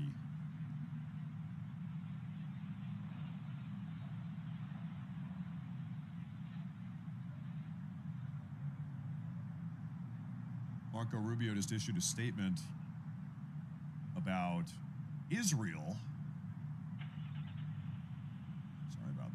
Let's see what he says. I'll turn this up here. Yesterday, you told us that Israel was going to strike Iran, and that's why we needed to get involved. Today, the president said that Iran was going to get. Yeah, your statement is false. So that's not what I was asked very specifically. Were you there yesterday? Yes, I asked. Okay.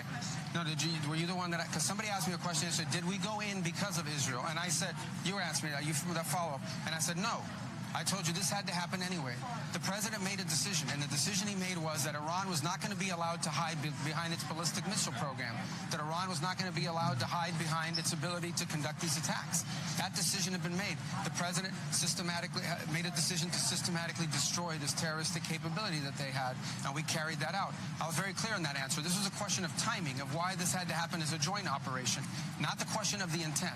Once the president made a decision that negotiations were not going to work, that they were playing us on the negotiations, and that this was a threat that was untenable, the decision was made to strike them. That's what I said yesterday, and you guys need to play it. If you're going to play these statements, you need to play the whole statement, not clip it to reach a narrative that you want to do, all right?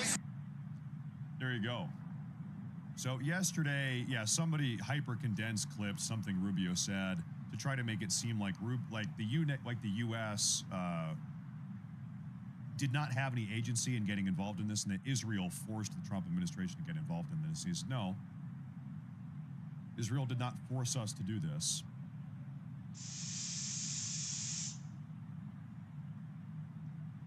There's that narrative. Debunked. Narrative debunked, I guess.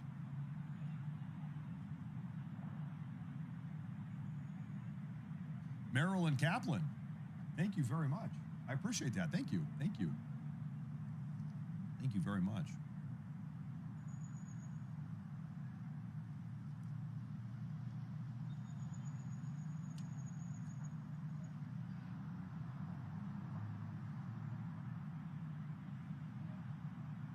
Now,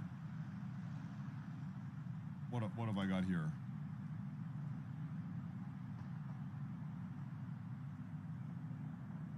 After sirens alerted for incoming Iranian projectiles to the Tel Aviv area of Israel and loud bangs could be heard on live streams, initial reports indicate that impacts were in open areas.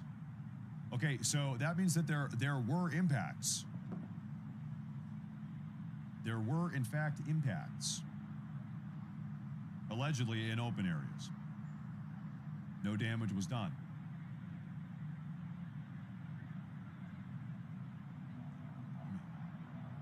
Let me clean up my... Let me just do this here for a moment. There you guys go. Clean up this mess that I made.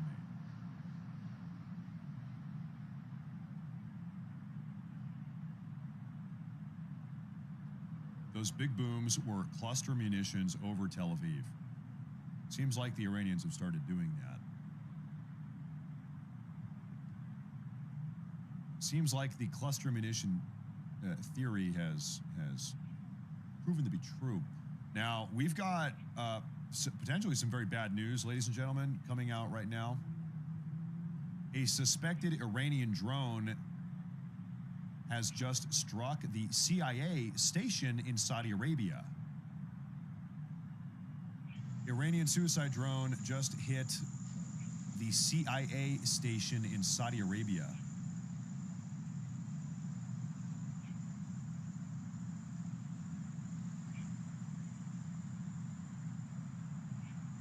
Do we know, can we pull that up on Google Maps? Do we know where that is?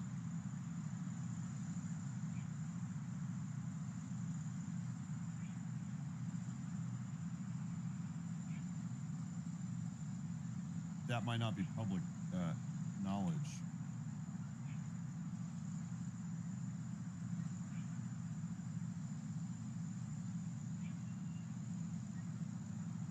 We know where the embassy is, but I think we don't know where the CIA base is, the CIA station. Maybe they mean the embassy, but I don't think so. I doubt it. We saw the U.S. Embassy in Saudi Arabia, it's in Riyadh, get hit yesterday. That was the big news of yesterday. And now we have new news saying a CIA station has been hit. I think we must be talking about two different locations.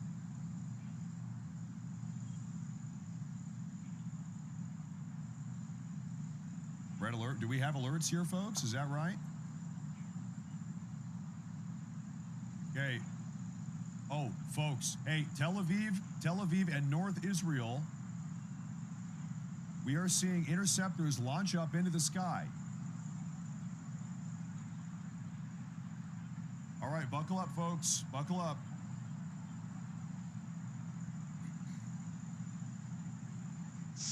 We just saw a big wave of interceptors get launched up out there.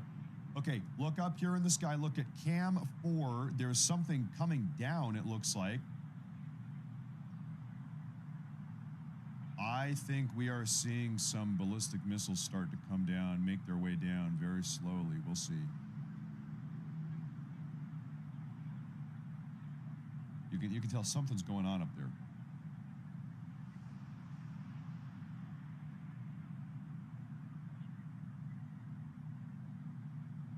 So, by the way, Tel Aviv and North Israel, our North Israel Cam, it's not the same spot. They're in different spots, separated by quite a big distance. So this means that there are ballistic missiles raining down on 2 different locations right now in Israel, or soon to be raining down. Russell Molkins, hey, thank you, Russell. I appreciate that. Thank you very much, sir. Thank you.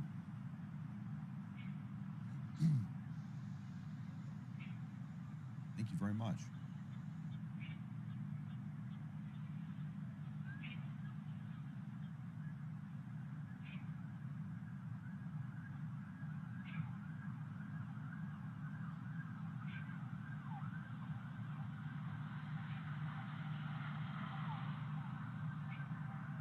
It almost feels like the calm before the storm right now.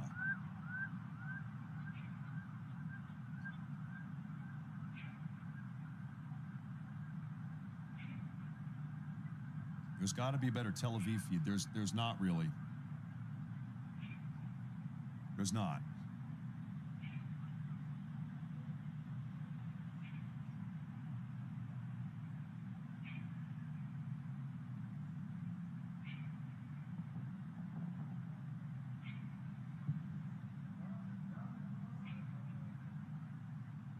I wish there was.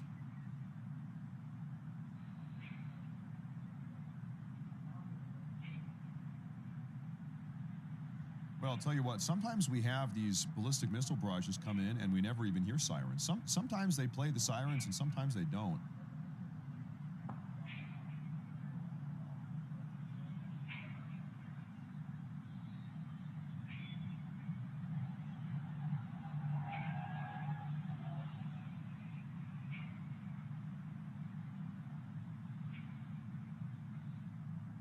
I'm seeing right now that sirens are expected in 1 to 2 minutes.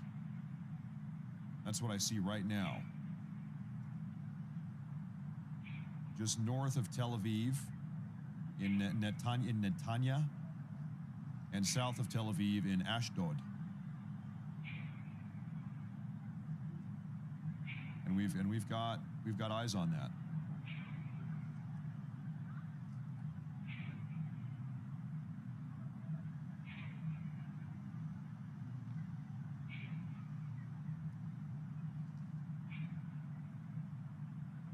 Oh, okay, Cam 4, something's in the sky up there, Cam 4 moving around, folks. See that?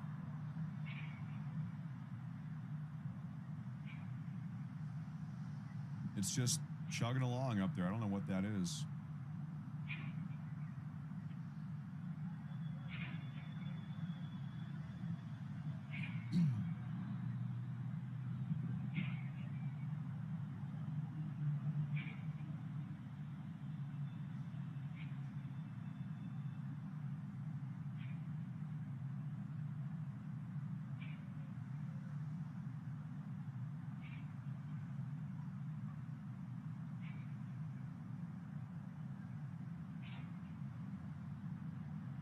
Time will tell.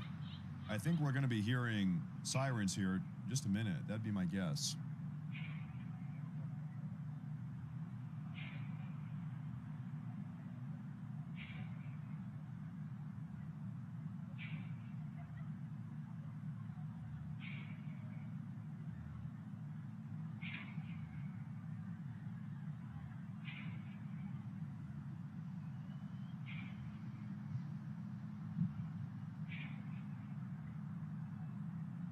We're on standby right now.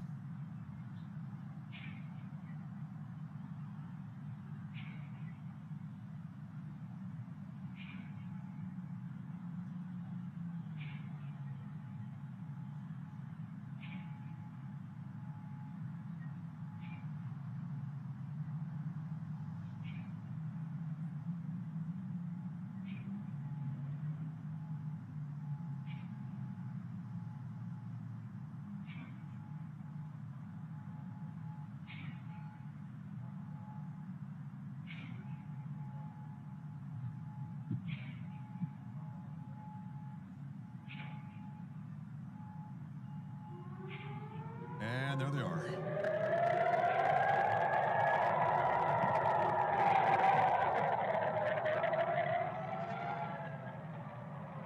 The sirens are coming out of Tel Aviv. All right.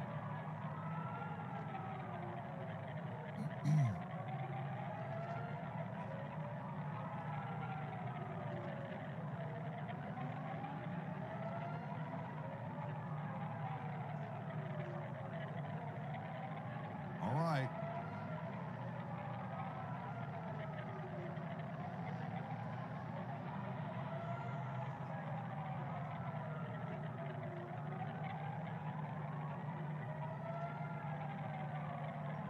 A lot of alerts, big time alerts coming out right now.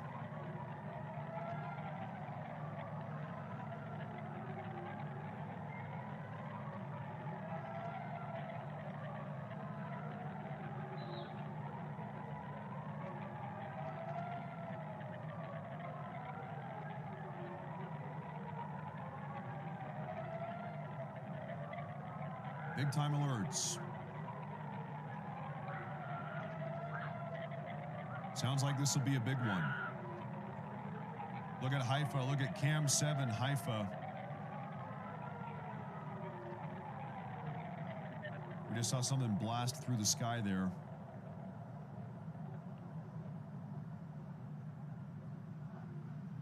Well.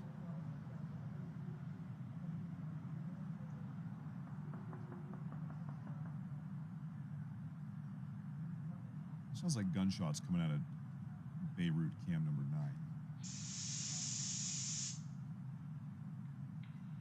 Well,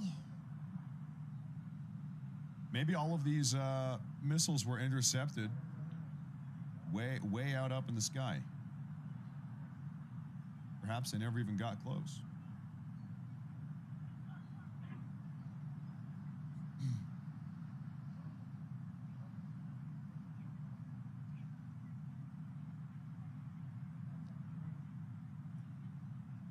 Okay, I've got a report here to read to you guys. This is coming out right now.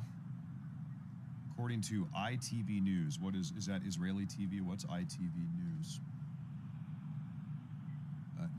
United Kingdom and Regional News. Out of the UK.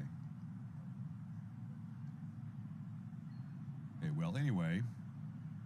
The United States and Israel are seeking to foment an armed uprising inside of Iran using a Kurdish fighting force, which has been built up since the 12-day war in 2025, according to ITV News.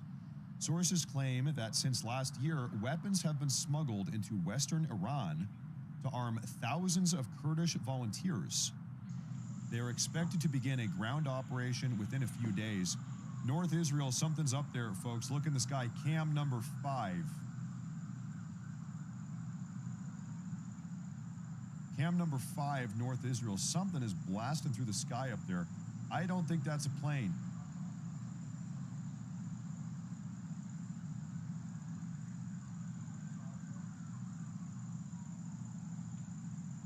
I don't know. I don't know what the hell that thing is.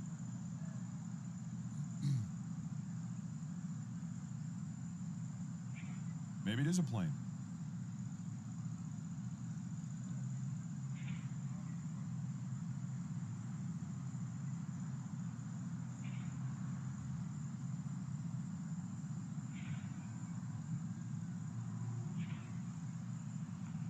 Anyway, this alleged Kurdish, Israel and U.S. armed Kurdish fighting force in western Iran, who's been smuggled weapons, is expected to begin a ground operation within days, with possible air cover provided by the U.S. into Israel. Time will tell. We shall see. Time will tell. I'm seeing numerous outlets are now reporting that story, that we've been secretly funding a Kurdish fighting force to attack the Iranians on the ground. Over the last 8 months, we've been giving them weapons, allegedly.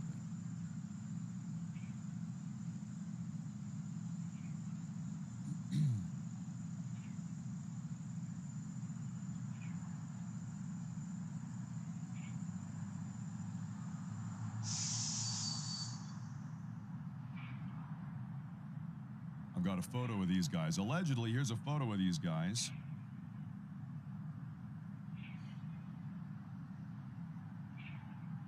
This is the Kurdish fighting force that we have been arming, I guess, for the last 8 months. Allegedly. We shall see. We shall see what happens here with these guys.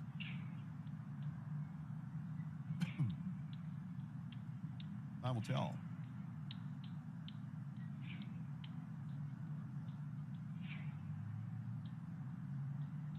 Let them cook. Let them cook. AI. Okay. It doesn't matter what I show. It doesn't matter what I do. There's always at least one person in the chat saying AI. I'm AI. You're AI. Everything's AI. You're AI. We're all AI. Everything is AI. Yeah.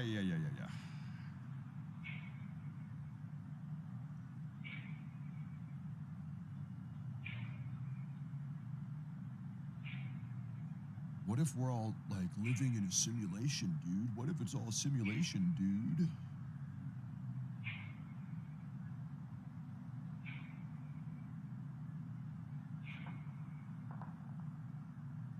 That must be gunfire coming out of Beirut. We've been hearing that all day. For 2 days. Once again, another report here. Since last year, weapons have been smuggled into western Iran to arm thousands of Kurdish volunteers. They're expected to begin ground operations within a few days.